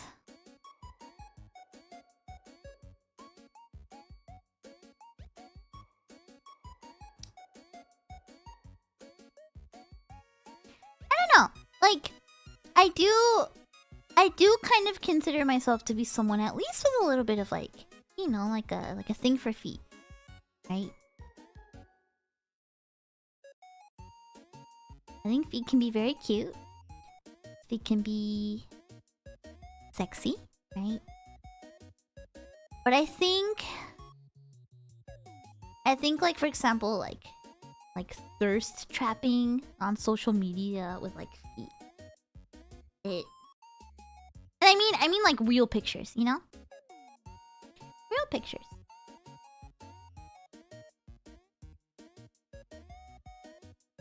I don't know. It feels like...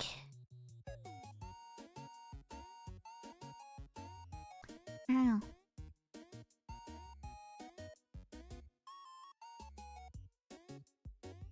I don't know.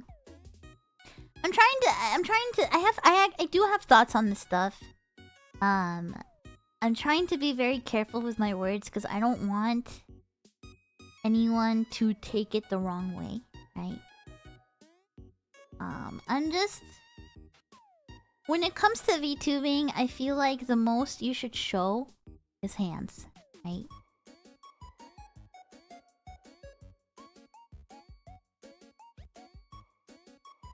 I'm not really gonna, like, you know? That's my own rules, right? Everybody else can do whatever they want. But to me, hands... And I'm not gonna lie, even sometimes I kinda wish I hadn't shown my bare hands, right?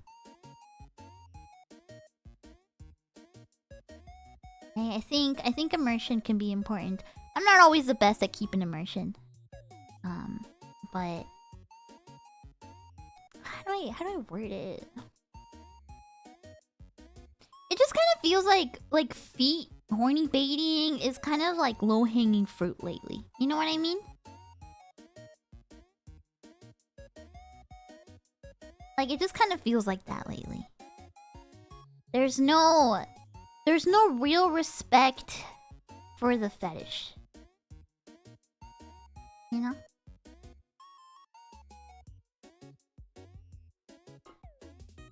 It's kind of like when you see, like, people joking about, like, giantess or this, blah, blah, blah, blah, right? Like, it feels kind of like low-hanging fruit. Just for a meme, right? If you're gonna be a freak, like, be a freak proper, you know?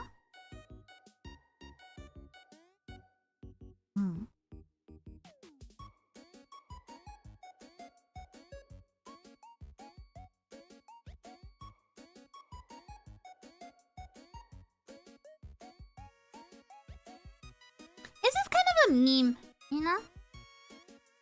It's kind of a meme. What's my honest opinion on Canada? Wow, I wonder who sent this.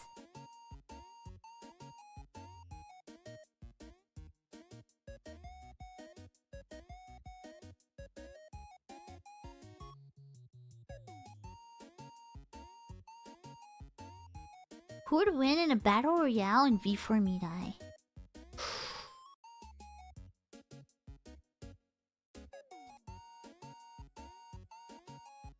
That's a tough question.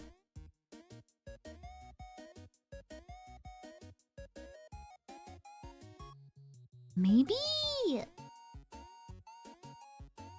Yumi for the body count.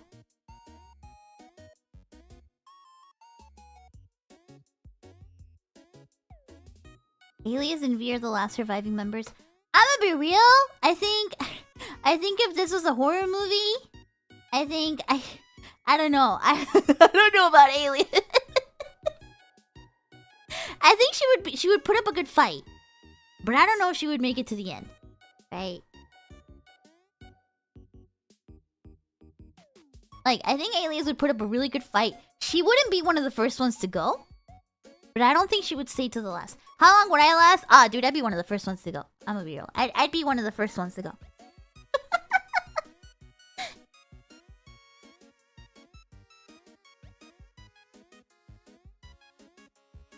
Maybe Yae. I could see Yae making it close to the end, if not to the end.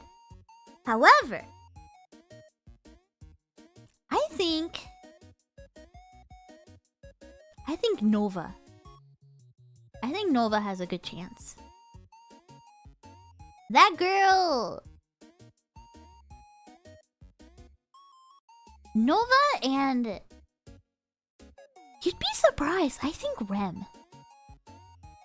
I think Nova and Rem have a good chance of making it to the end.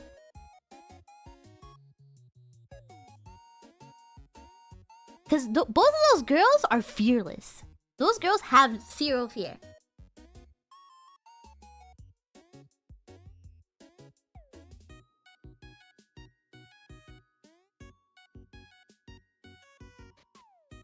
Right, those girls have zero fear. And Nova has fake irises and she's always teetering on the edge. See? But I think both Nova and Rem, right, have like a secret hidden berserker power. You know? Like they reach low HP and they get a buff. You know, they get like a berserker buff.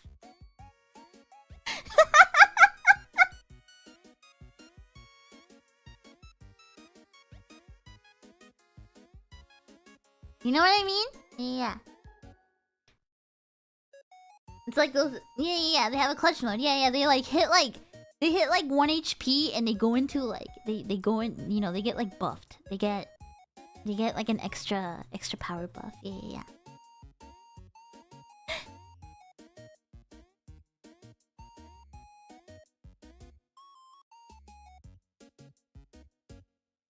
I think if it was just Petalite, right? It would probably be Yae, like, you know, like fighting. Or me and Mari would probably be like behind her, and Yae would be fighting, right?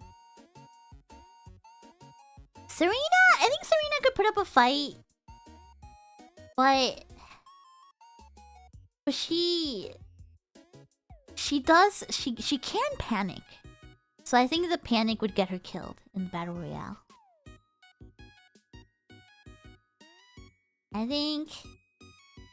Oh my god, it's Mono Monet! Hi. I think Alias would also put up a really good fight. But I think similar to Serina, right? I think the both of them would like... They would like panic.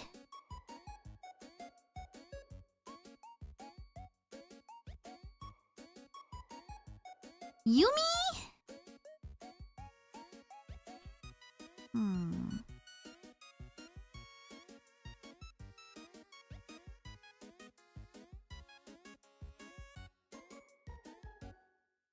Yumi could also...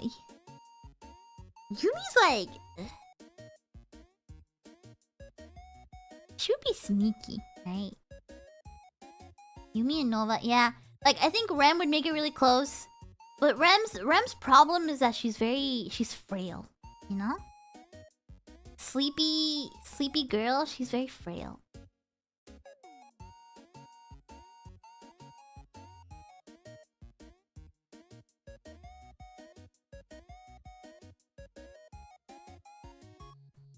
Yeah, I think Yumi and Nova would make it, yeah.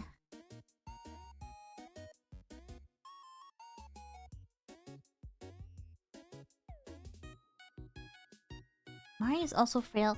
It's true, Mari is frail, but she is very competitive, right? When she's got that competitive fire in her, right? She won't back down easily.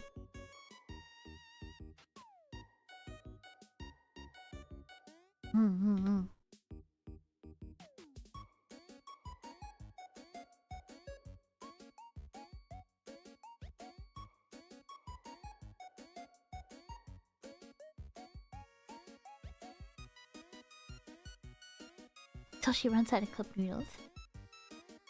We have got to get this girl eating some vegetables, you guys. Gotta get this girl eating some vegetables. Hi, Mr. Day!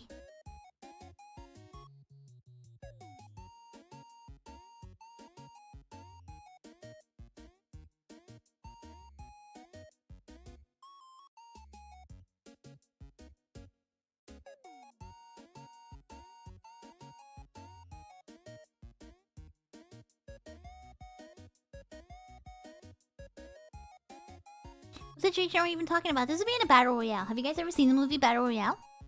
The story of the movie Battle Royale is that it's a Japanese movie, right? And basically they show up at the school and they put bomb necklaces on everybody. And they're like, all right, we're gonna take you all to like an island or like a forest. I forget exactly where, right? And you all have to... Basically, last one standing survives. And only the last one standing. And it's kind of basically like, there's no rules. But if you try to take off your necklace, your head will explode. Right? It's honestly a really cool movie. I watched it when I was way too young. I watched Battle Royale when I was like 11. And I think that's why I'm fucked up.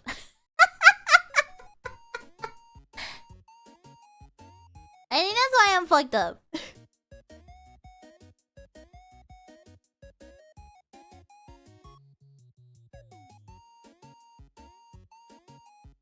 I watched Battle Royale and Suicide Club when I was like 11, 12. I think that might be why I have issues. Oh my god, we should watch Suicide Club on the side too. That's a crazy movie. Crazy movie. I haven't seen that one, Kisan. Suicide Club is about it's about a... Oh, thank you, Pocahontas. Suicide Club is about like a pop group, like a Japanese, like a J-pop group, makes a viral song that subliminally messages kids into,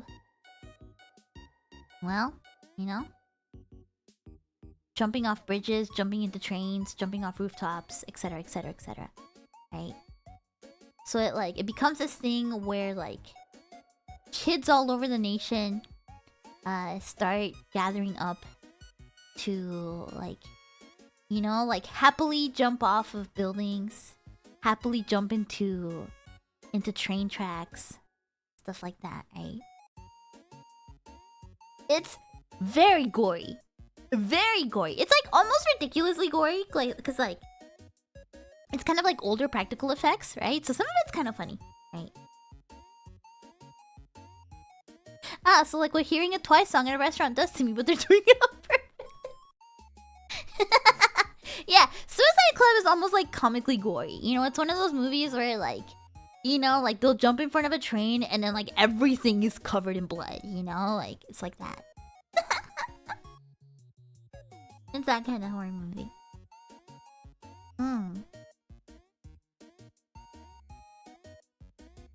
What's going on in here? We're talking about horror movies. Yeah.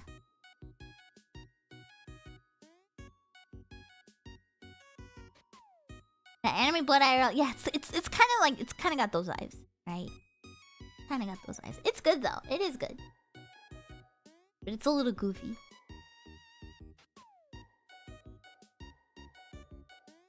I want to watch something scary now.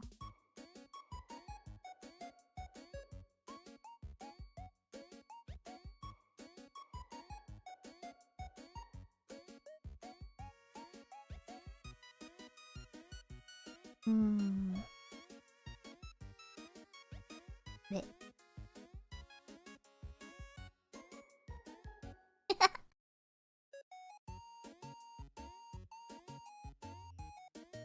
Love to see you try horror game too. I'm trying. I'm definitely. It's October. October's coming up. I will be playing horror games. Right. Just gotta decide what. You guys, I would fucking love to play Illbleed. I want to play Illbleed so fucking bad. I want to stream Illbleed for you guys so bad. I think Illbleed is such an insanely underrated game. Right? And it's like, it's not like scary. It's a little bit like, it's a little like comically scary, right? But it's really expensive. It's super expensive.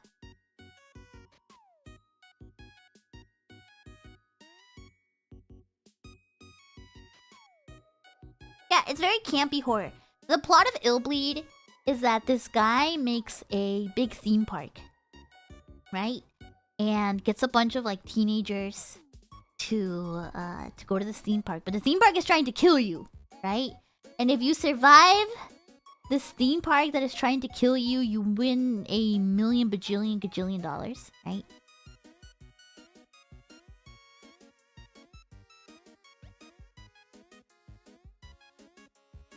I played Illbleed once before, but I played it on the monocast.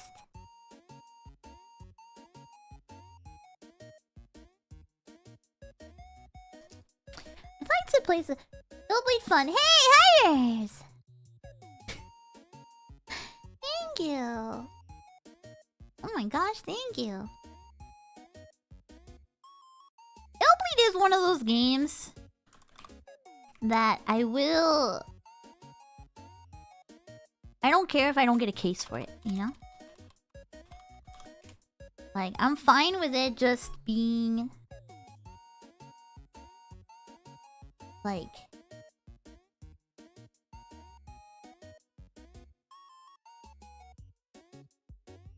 fuck you guys.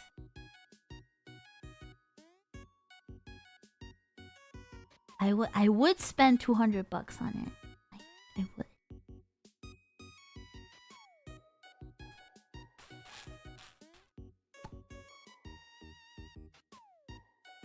Can you get it for cheap in Japan like the others? It's still kind of expensive in Japanese, yeah.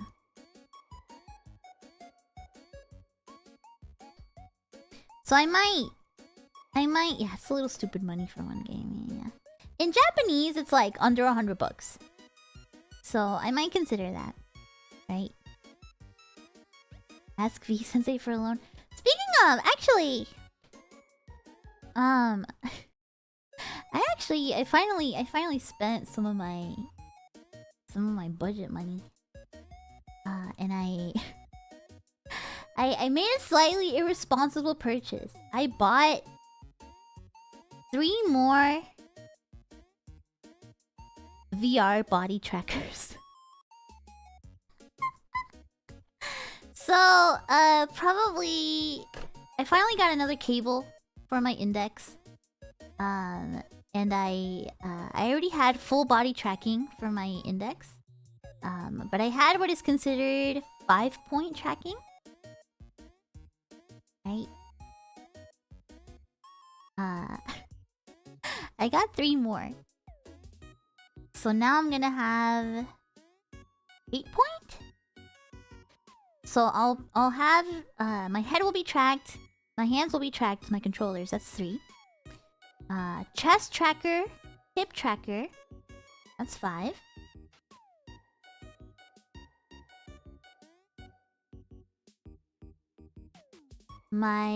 Each elbow will be tracked. 6, 7. And then each foot. 8, 9. Am I counting right? Yeah, that's 9! That's 9-point tracking. So I'm gonna... My VR tracking is about to get really crazy good. I figured I should make the investment. Thank you, by the way! Thank you so much for the donation! I figured I would make the jump, right? Cause I guess I bought 3. Alright. No! Sorry. I didn't have 5. Sorry. I'm dumb. I'm dumb. What I'm gonna use it for? I'd like to do more VR streams, right? But I don't really like my tracking that much right now, right? Sorry, I can't do math. I can't fucking do math. Basically, I'm probably only gonna use it for like streams and like especially DJ streams, right? I'm not gonna do 11 point. Cause the knee tracking is kind of like you don't really need it. Gonna use a hip tracker like that. I already have a hip tracker. I already have one.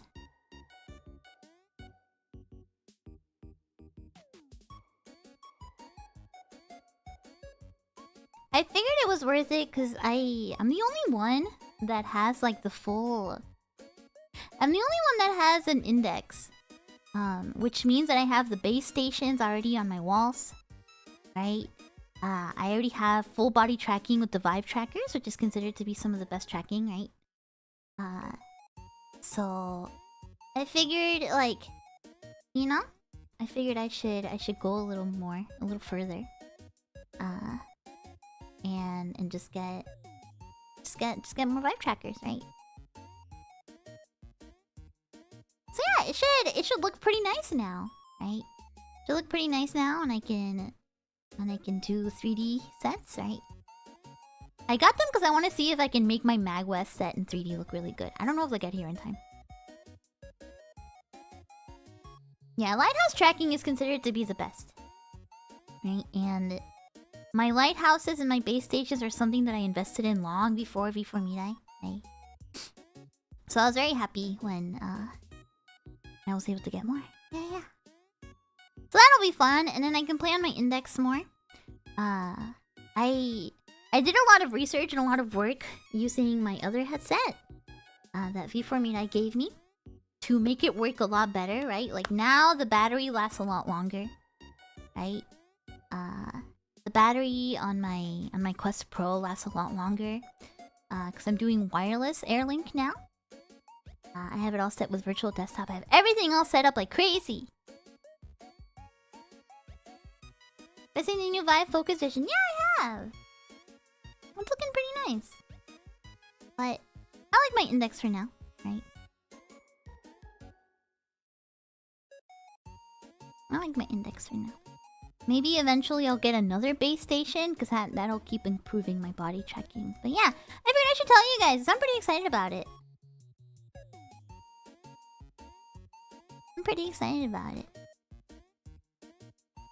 Get some portable batteries to charge your dead trackers midstream.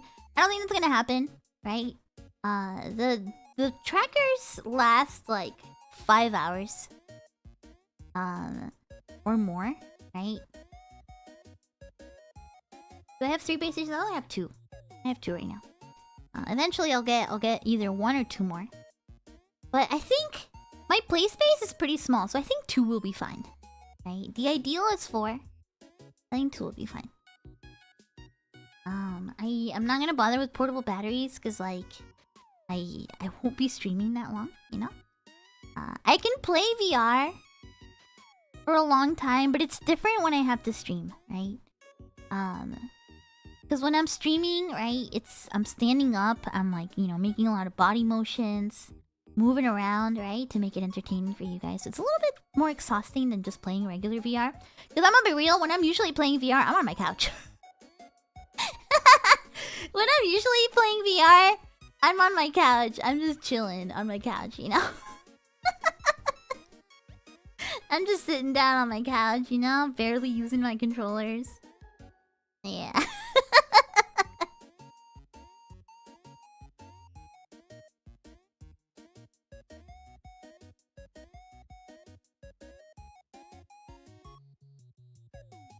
Yeah, but I think for Halloween it'll be fun. I have a heart rate monitor. I guess I'll do like VR chat horror. There's gonna be there's a world jam in VR chat called Spookality that they do every Halloween. And last year the worlds for Spookality were really good. Unfortunately, I played all of them, so I kind of like already know the gimmicks for them, right? But this year there's probably gonna be new worlds, which means that we can... Yeah, they're basically... It's horror games inside of VR chat. Like VR chat haunted houses and stuff like that. You sit on a couch and out of yoga ball. Okay, we get it, Ray Factor! You ERP on VR chat. We get it. God. We get it.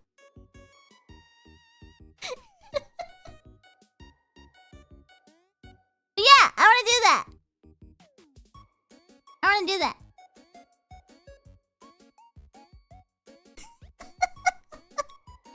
I wanna play horror games in VR chat with a heart monitor.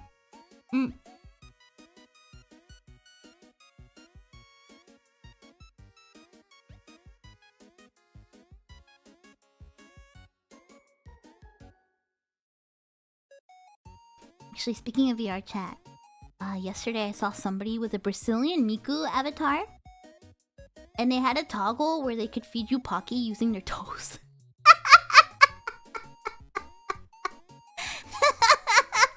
It was crazy! It was Brazilian Miku. And she could go barefoot and then like feed you Pocky between her toes, right? It was freaking crazy.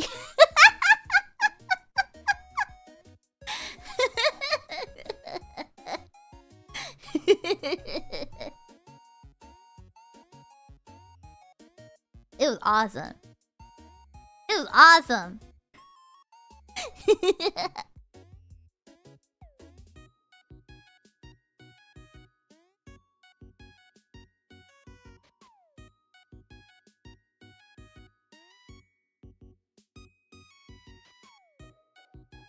Oh, I missed. Oh shit, there's a lot of questions I missed. Oops.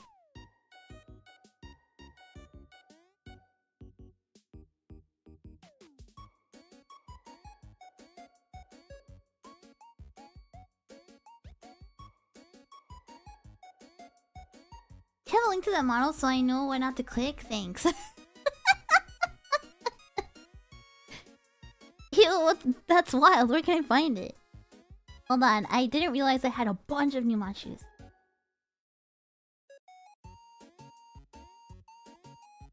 Monet, I heard you used to do ballet. Ever since I wanted to recommend Princess Tutu, but I could never figure up how to bring it up.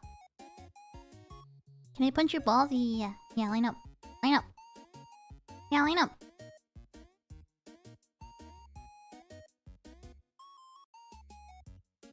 Bring him out, bring him out.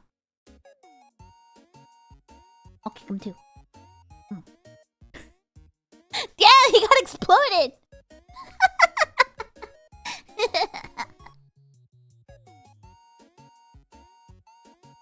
I've been meaning to watch Princess Tutu, I never got around to it.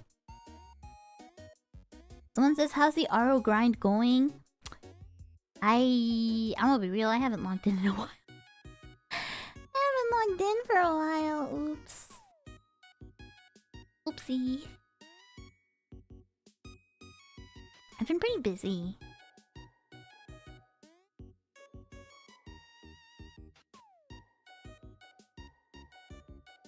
The grind never starts. I'm sleeping. It's true. Best Fate girl? Best girl. Who do I like the best in Fate?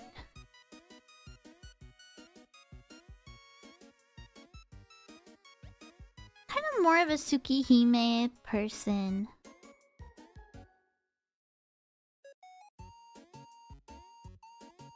I always really liked Taiga. I thought she was cute. Yeah, most of my favorite Type Moon characters are like from the other series, you know? I really like Aoko. Really like Aoko. I really like Shiki. I really like the twins, the maid twins. Right? I really like Nen.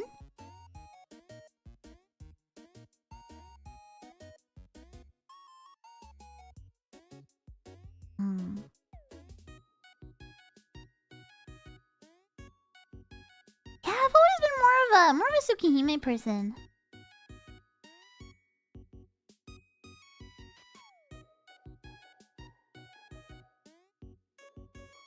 If it's classic Fate, it's classic Fate Stay Night.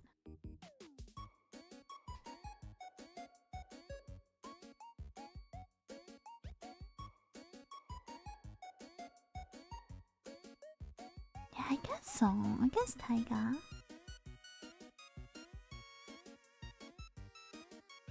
Medusa is cute too. I like Medusa. I guess Rin. I like Rin. If we're talking like Fate Go, I really like Paul Bunyan. If we're talking Fate Go, I like Paul Bunyan.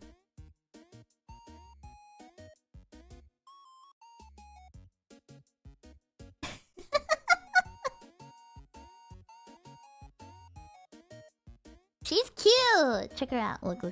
She's very cute. Paul Bunyan.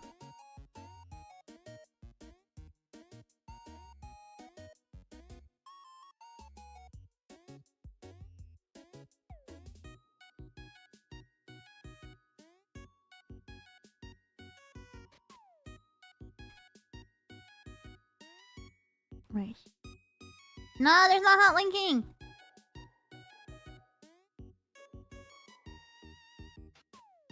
Oh, I can't pull up a good picture of her.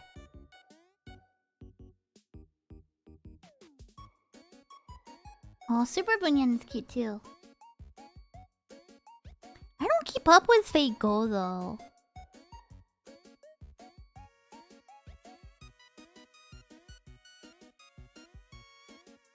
I don't really keep up with Fate Go at all, so yeah.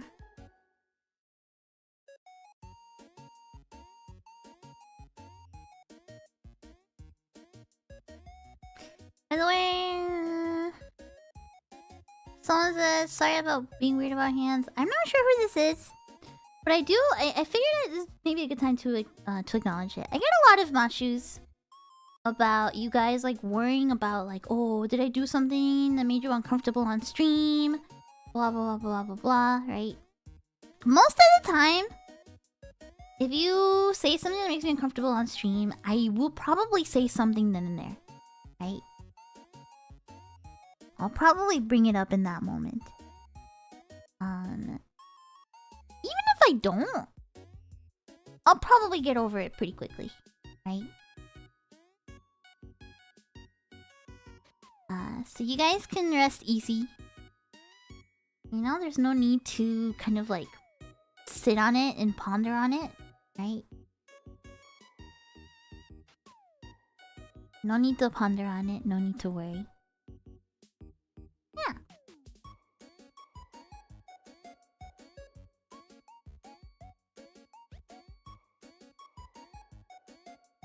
Favorite Takashi's Castle obstacle? I like the surfing one. What was it called? Like surfing boys and girls, something like that. Or there's like hot babes. and you have to like pretend to surf on this like rotating obstacle thing. I think that was one of my favorite ones. Yeah.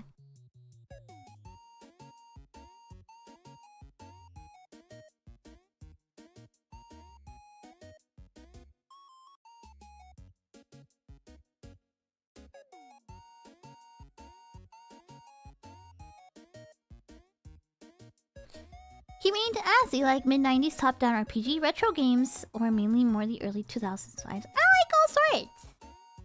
I tend to like 3D games a little bit more, which tends to fall more into the 2000s, right?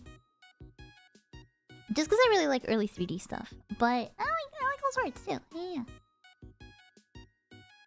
I like all sorts. Where is the song at the end of the side tube streams from? Huh? Which one?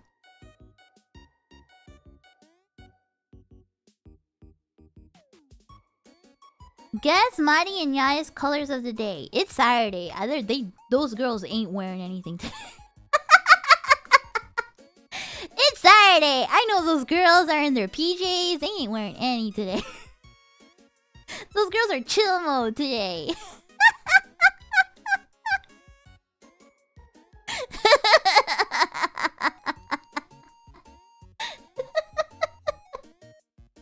It's Saturday. Those girls are cozy today. And if anything, right? If anything, maybe Mari is wearing like safety shorts.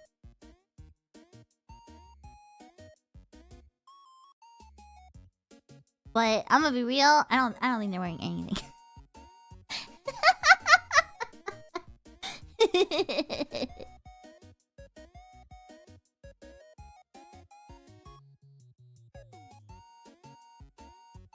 Welcome, hi! This Mashu says, what does the future of Monet channel look like? Good question. I think I'd like to talk about this with like the numbers senseis. So we have a couple number senseis now. I'd like to start hosting more events, right? I'd like to start hosting more events for V4Mirai.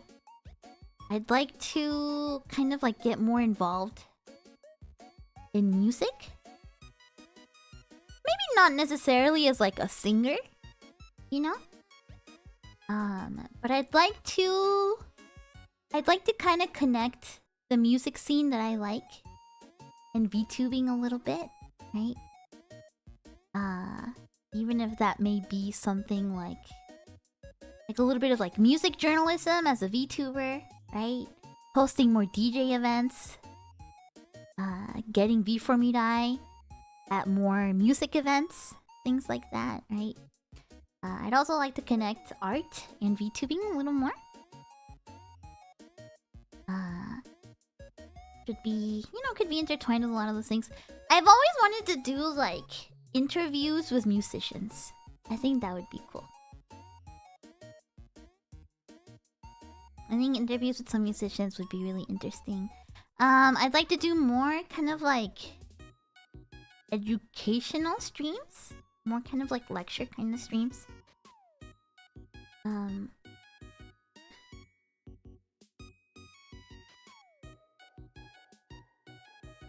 Hardware, but Monet. Well,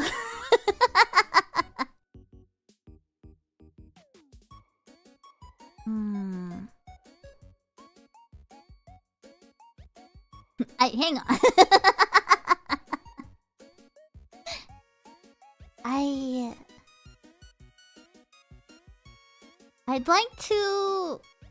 I'd like to kind of make more of a different scene in VTubing, right?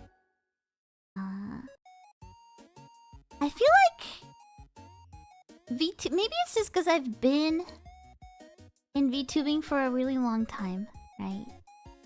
But sometimes it feels a little stale. And I don't mean this to like speak negatively about anybody or anyone, right? But sometimes English VTubing feels like we're just kind of running in the same circles a lot, right?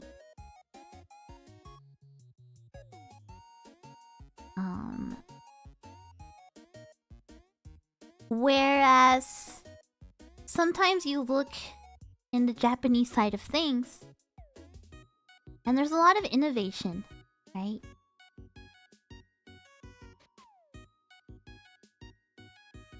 I really look up to, for example, there's a duo of VTubers I really love. Peanuts-kun and Ponpoko. They are very popular VTubers in Japan right now. But they're very popular in a way that's different from a lot of VTubers, right? Peanuts-kun is a little mascot VTuber, but he is respected and known in the rap scene, right? And so he's constantly bringing things like VTubing to like the Japanese rap scene and the rap world, right? Ponpoko and Peanuts-kun, they team up and they do a lot of like music events together. And like a lot of cool stuff, you know? They do a lot of like actual cool stuff. Like they get music shows with like actual like, you know, like cool musicians and stuff like that. They do this thing where it's like a 24-hour stream where it's like a bunch of skits, not only by them, but by other VTubers and things like that, right? I'd like to innovate a little bit in that regard, right? And I also want to get the English VTubing scene a little bit more involved in like VR stuff, right? I think a lot of VTubers, right? Like 3D is like the goal, right? 3D is a lot more accessible than you think, and I might sound a little spoiled, right? Because I'm a company girl that had V4Mirai gives us very nice 3D models, but you can, as a VTuber, you can have a 3D model, right? Maybe not like a super fancy professional one, right? But you can have a presence in virtual reality, right? Without having a model. And I'm gonna be real, right? I'm gonna be totally real.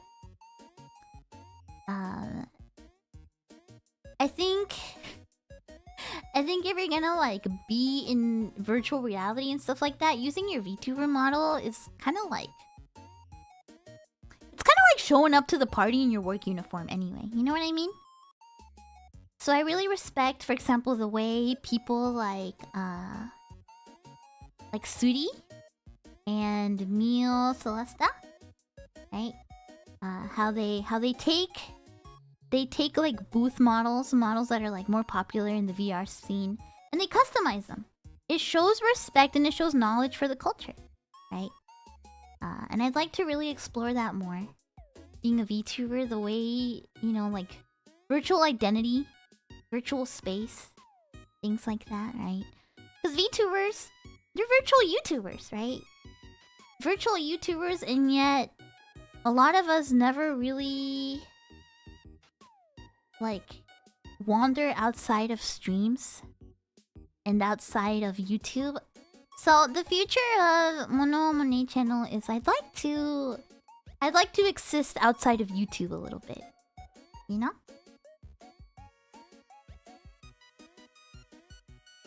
I'd like to exist outside of just YouTube. And I don't mean in a way of like, oh, I'm gonna go stream on Twitch too, right? But it'd be nice if Monet existed outside of just streams, you know? To become more of like a virtual personality, or like a virtual person, like a virtual resident, rather than just a streamer, you know? Monet is approaching your location rapidly.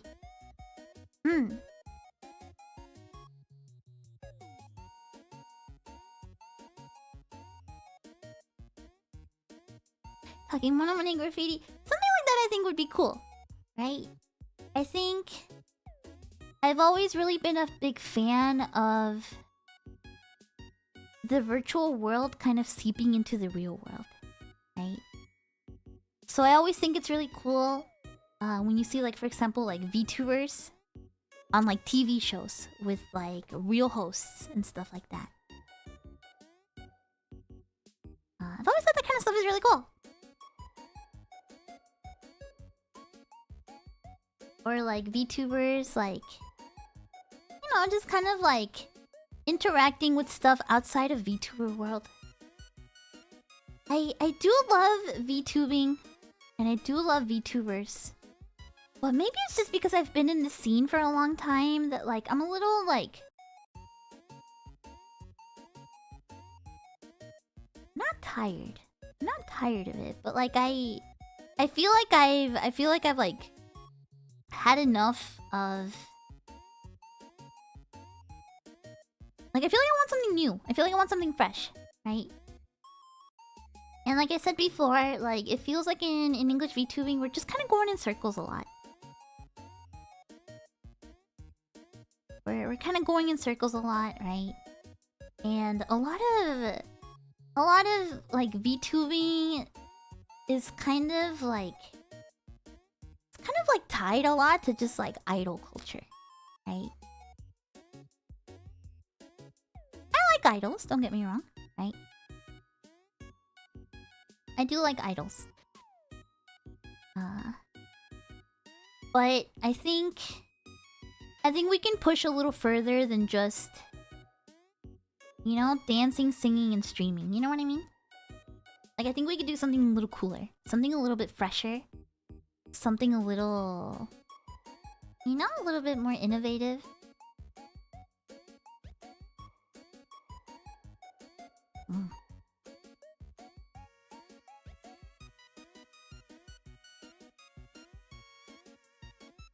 Yeah, I feel like we're running in circles a lot. Yeah, the industry is kind of running in circles a lot. So it'd be nice to kind of break through a little bit, right? And thankfully for that kind of stuff, I'm glad that I'm in V4Mirai, because the senseis and the staff are very receptive to these kinds of ideas, right?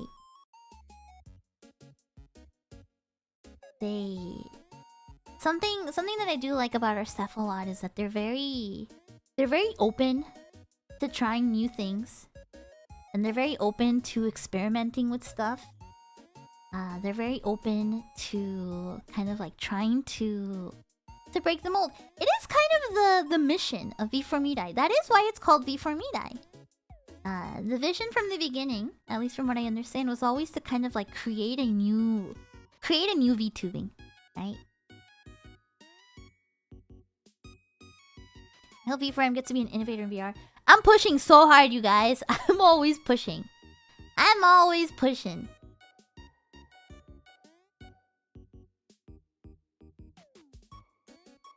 I'm always pushing, you guys. I'm always bringing up like VR events, like stuff like that, VR stuff, right? I'm really trying to get V4Mirai more involved in VR stuff, because I think, oh my gosh, I could nerd out about this stuff for a while. I used to write essays about this stuff in college. I'm a big nerd for the topic of like virtual citizens, virtual residents, living in virtual spaces, the identities that we have, right, in the virtual world. And I think virtual reality, and really just metaverse spaces in general, and this is not like, this is metaverse in the real term, not the freaking Facebook term, right? Not metaverse as in the game, but metaverse is in the term that's been around since the 80s, right? Because the term metaverse means like a virtual world, right? Average.hackfan. Yeah, I know. Yeah, I know.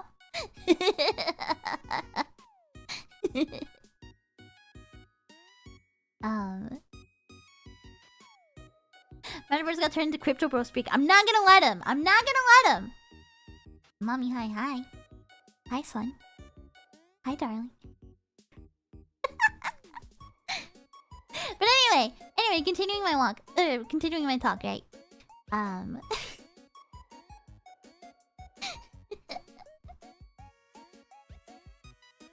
you get an ara? Really? You're gonna make me do that? No.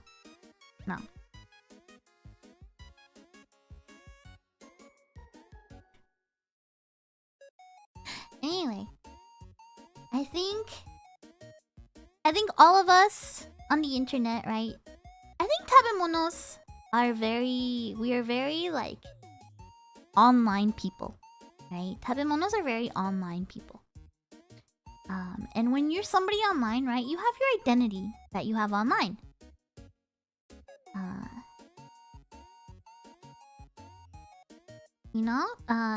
lot of us can be, you have the you that exists on the internet, on the virtual space, and you have the you that exists in real life.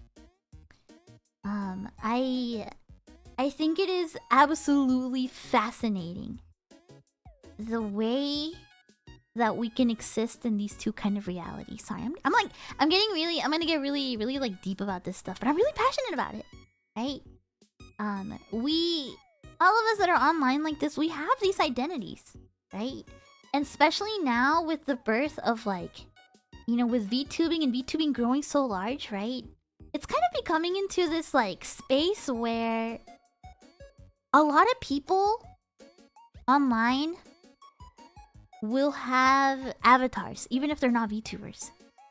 And something I learned in the indie VTubing world is that there's a lot of people that became VTubers, not necessarily to like, be a VTuber, but literally just to have an avatar, like a virtual like face, and just hang out with their friends.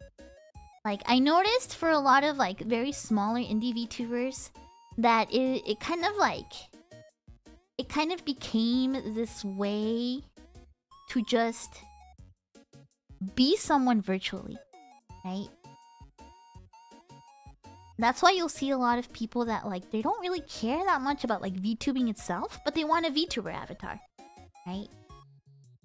Or like you'll see a lot of people that like aren't really VTubers, but they use a virtual avatar. I think more and more people are kind of growing into the idea of having an actual visual representation of themselves in the virtual space, right? And it's really fascinating. I wrote an essay about this in college, about the way that different people choose different ways to express themselves. For example, in games like Second Life, right? The way that you can completely choose how you look, how you appear, right? Yeah, like Gaia Online, all those kind of games where you get to have an avatar. I do think that kind of like virtual, like visual representation is a big part of the future of the internet, right? I think it's part of why NFTs became a thing. Because I think NFTs like were really popular with a lot of people like as avatars because they wanted something that was one of a kind. And there's so many corners of the internet, right? Some of us choose anime avatars, and some of us choose apes, I guess. I don't know. I don't know. I think you can kind of understand what I'm trying to say, right? I always wondered about how many people play a character versus having an avatar for themselves. See, that's kind of the beauty of it, though, right? Is that like you can play a character online if you want to. And that's fine. I think that's kind of what makes the virtual space fascinating, right? I think that's part of what makes it really, really fascinating. Is that you really can be, and this has been true since the beginning of time, you can be whoever you want to be on the internet. And that's something that is only possible in the virtual space, right?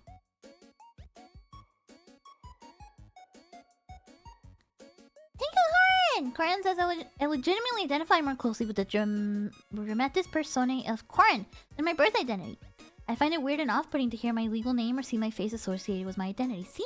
It's a very, very fascinating, I think, like, future that we are walking into. And I've always thought VTubers are an extension of it. I wish I was, like, better with words so that I could, like, really kind of explain how I feel about this kind of stuff. But I think you kind of get it, right? You kind of get how I feel.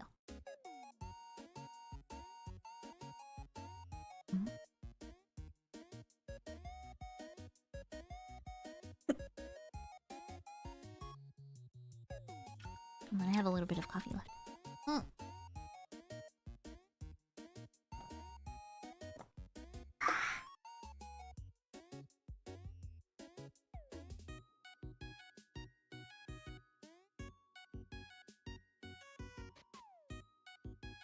Your virtual persona. This is bled pretty heavily into your IRL persona. Yeah, I know a lot of people that go by their online nicknames. IRL. I have some friends, actually. You know how I was talking about my friends, my married friends earlier, right?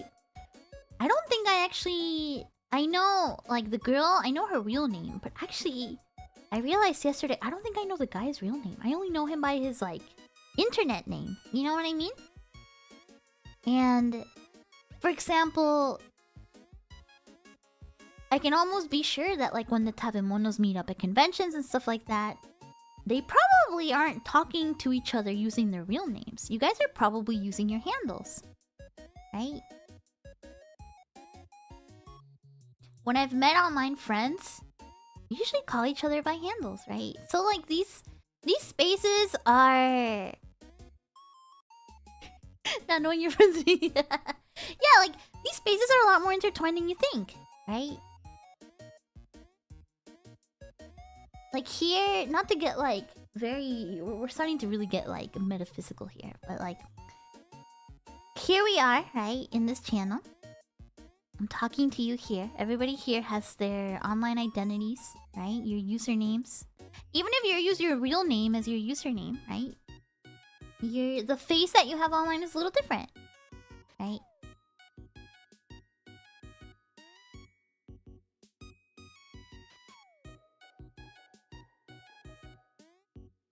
So I think that's... I've always been extremely fascinated by that. I think it's part of the reason why I really love things like Dot Hack. That's why I love things like MMOs, right? I love MMOs for the virtual space that they provide rather than the game itself. That's why, like, when I play a lot of MMOs, I don't really grind or level. I just kind of sit around in town and explore. So I'm there for the virtual space that they provide rather than, like, the game itself, right? The fact that you can... You know, you can play Final Fantasy XIV and just sit around in... You know? Like, in whatever the towns are.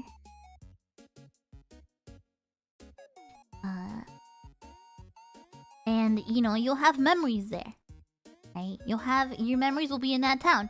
Like, you will think of your friends as their avatars, right? Have you ever had dreams about your online friends? And you just kind of fill in their faces, right? Or you dream about their avatars instead, right? It really, to me, that's really proof that we live in two separate realities. And I think that's really, really, really, really, really deeply fascinating, right?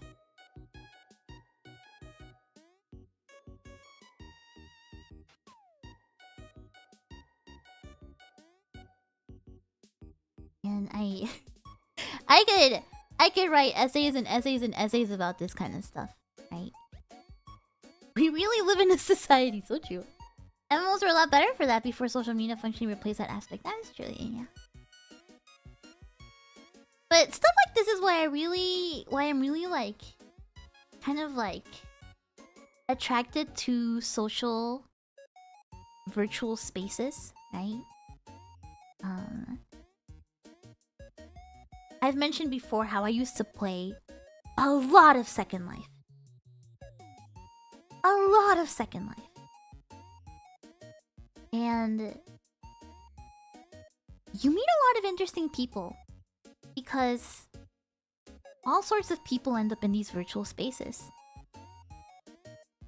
And I never... How can I say it? Like, it's really like fascinating. For example, I'll never forget, I was talking to this one lady, right? And like when you spend long enough time in these virtual spaces, you kind of start talking to people and you kind of ask them like, hey, you know, what made you come here, right? I was surprised that, for example, Second Life specifically has a really like has a big older demographic. There's a lot of like middle-aged and older people on Second Life. And on VR chat too, there's a lot of like older and middle-aged people on VR chat and Second Life and games like that, right? Like metaverse spaces like that. And a lot of people that are, for example, disabled in real life. For them, you know, that the life they live in reality and the life they live virtually are so different.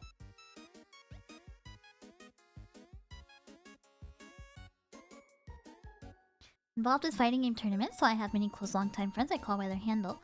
I know their names, but it feels strange to say because it doesn't feel like who they are. Yeah, exactly, right? We're kind of different people.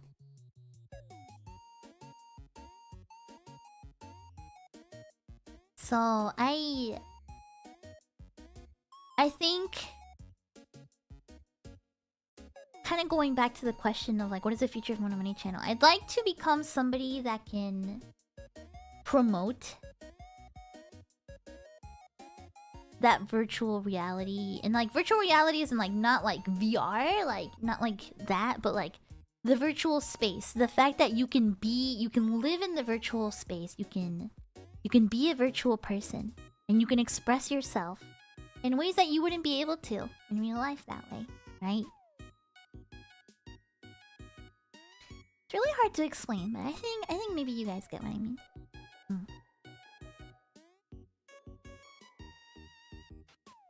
That's maybe a grander question or a grander answer that you probably expected for that question.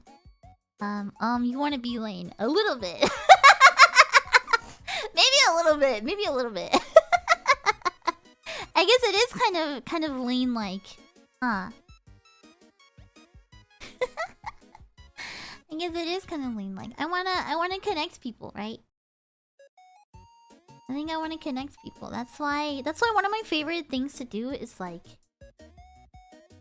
finding ways for you guys to kind of like interact with each other and make friends. Don't discard reality. I'm not. But no.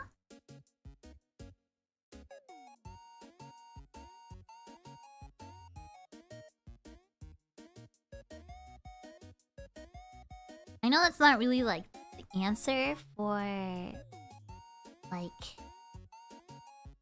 you know, like the content I would make and stuff like that. I'll still be making the same kind of content, right? Still be making similar kind of content. I was talking about the idol stuff earlier. It doesn't necessarily mean that I'm gonna like stop doing idol stuff, because I still like idol activities. So you can still expect the same old from me, right?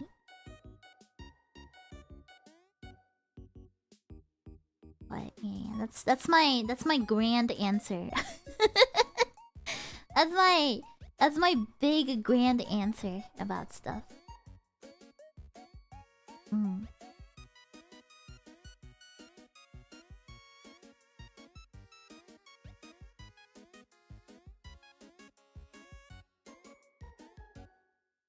Am I gonna make a VR chat world? I would like to. I've started looking into it.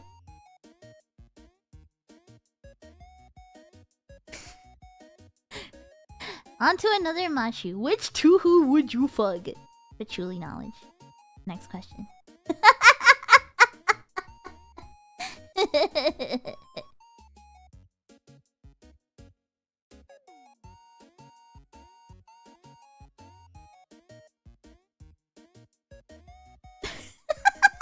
shift.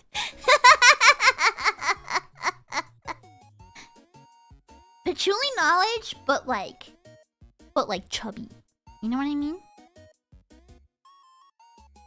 Like chubby and like with like big saggy boobs. You know what I mean?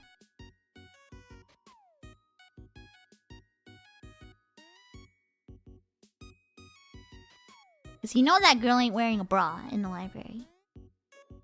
And she's not moving around either. She's sitting there all day. You can tell she's thought about this before. Oh, I have. I've thought about it before a lot.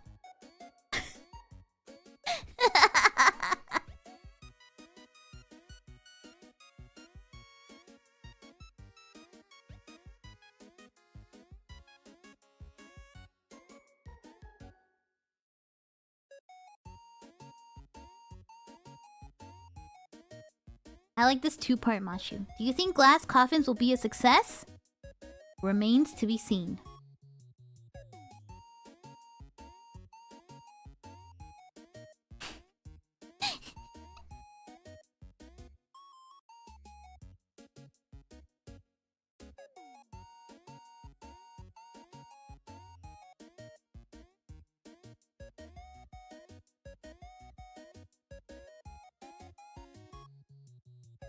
Interesting much. Okay, maybe this will be the last one, and then we'll chat a little bit, and then I'll get going.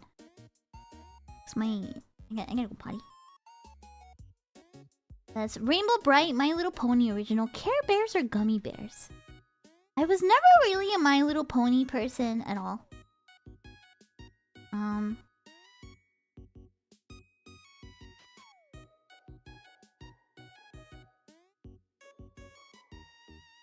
Not really a My Little Pony person. Gummy bears are candy, they're not characters. Or wait, are they characters? If they are, I don't think I know them. But I guess...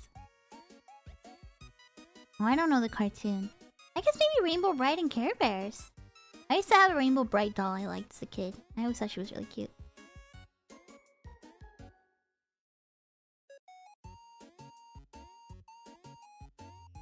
One of you could change your hair color, what would you change it to? Just curious, I love the pink, but I always thought red hair is cute.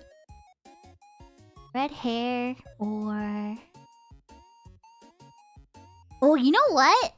When I was designing stuff with Producer Son, when I was making my design with Producer Son, one of my... I actually thought about orange hair. I thought about orange hair. I thought that would have been cute.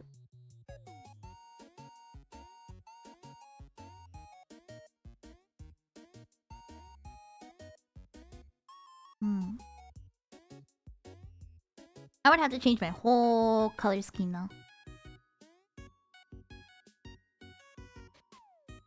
Alright, that's enough matches for now. Oh, wait, I just got a good one. Hold on. Would you like to see more VR platforms other than VR chat, or do you think VR chat will be the standard for VR experiences? I actually was watching a long video the other day about Resonite. There are other VR chat platforms, and I've explored some of them, right? I've played Virtual Cast, and I actually have a lot of fun exploring these, right? I played Virtual Cast. Virtual Cast is pretty dead. But it's like a platform that's like mostly aimed at like streamers. But it also has like worlds like VR chat, right? Resonite is made by the same people that made Neos VR. Resonite and Neos are very interesting because they're more like Second Life than they are like VR chat, and I mean that in a way where in Second Life you could build things within the game, right? You had inventories. You could build things within the game. In VR chat, you don't have inventories. You don't build anything in the game. VR chat is almost more like IMVU, right? This probably sounds like gibberish to people that don't know any of these things, right?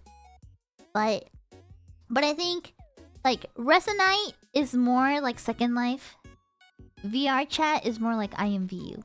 And I mean that in the way that for VR chat, if you want to get any content into the game, you upload it through, you make it externally, and you upload it into the game with Unity, right? IMVU was kind of like that too. You would like upload things to the website and stuff like that, and then like you would just like have it in the game. You wouldn't build anything in IMVU, like inside of the game. You know what I mean? However, in Second Life, you had an inventory. You could trade, buy items. Like, you had a whole item system, a whole inventory system within Second Life. And you could build within Second Life, right? Like, if you build a world, you build it all inside of Second Life. There was no, like, external building. Right? You didn't really, like... You could import 3D models and stuff like that in Second Life, but, like... Everything was done inside of the game, right? Resonite is like that. In Resonite is like VR chat, except you have an inventory system. You can basically script and make everything inside of the game. Like, the game is the engine. You know what I mean? So those are very fascinating. If you're into this kind of stuff, I really recommend, like, watch a video on, like, Resonite. It's mostly full of furries. Resonite is mostly furries. I'm not gonna lie. So you know, your mileage may vary in a lot of places. VR chat is still by far the biggest one. But there's a lot of places. There's, like, Rec Room. There's a lot of, like, VR platforms, right? You spell it R-E-S-O-N-I-T-E. Resonite. There's some interesting videos about it. I think VR chat is gonna be the standard for a bit.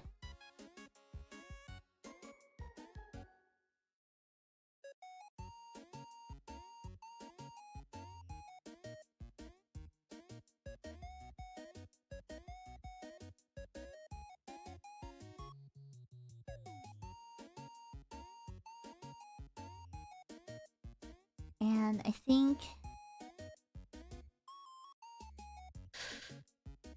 I'm thinking, hold on.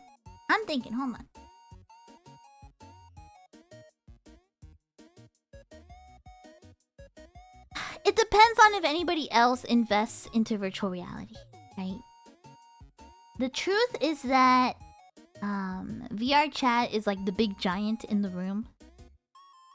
There was Second Life, Linden Labs, the people that make Second Life, Linden Labs.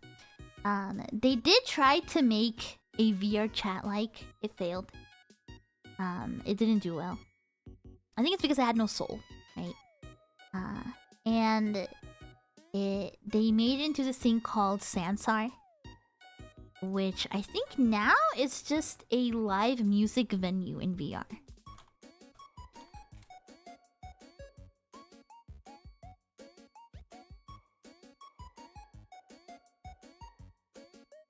Oh no, they kind of turned it into...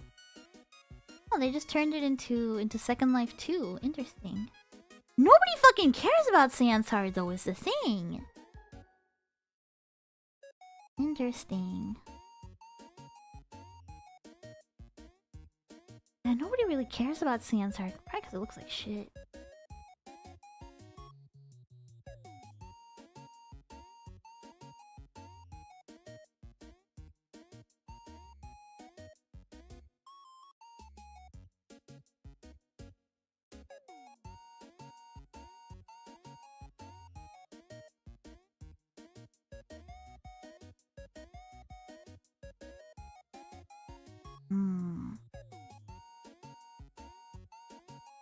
Sorry, I was looking at the website because I hadn't thought about Sansar in a while.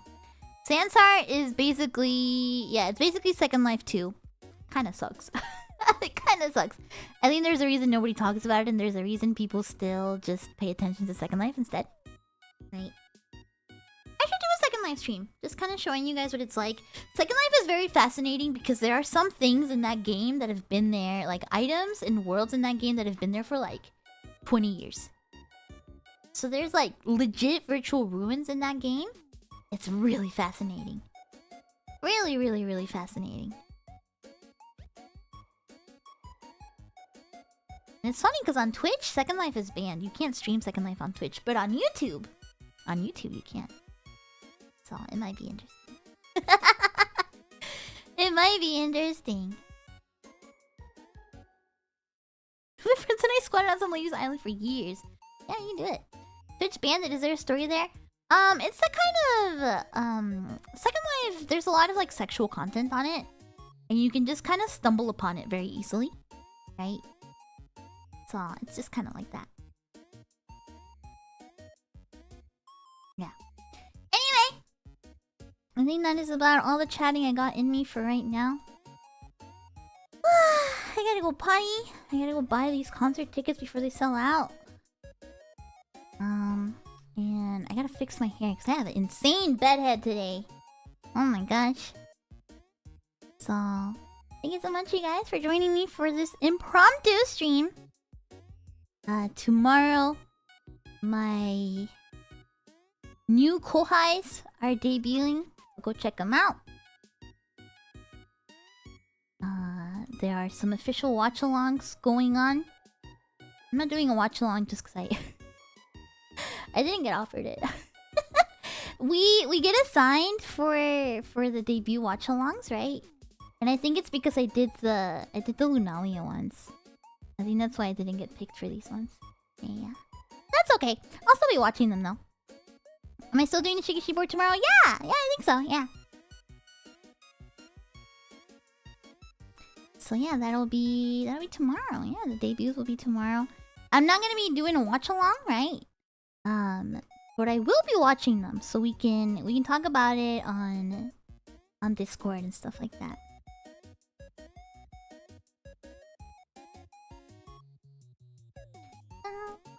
Who's on?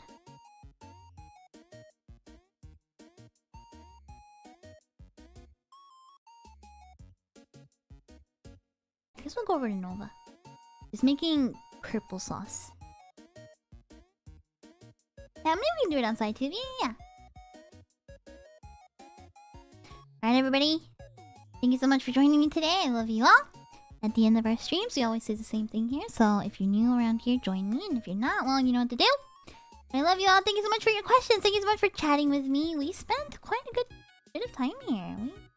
A 3-hour stream. That's crazy. Love you guys! Say it with me, everyone. Otsukai! Otsukai! Bye-bye. Love you. Bye. Mwah. Mwah. Bye-bye. Mwah.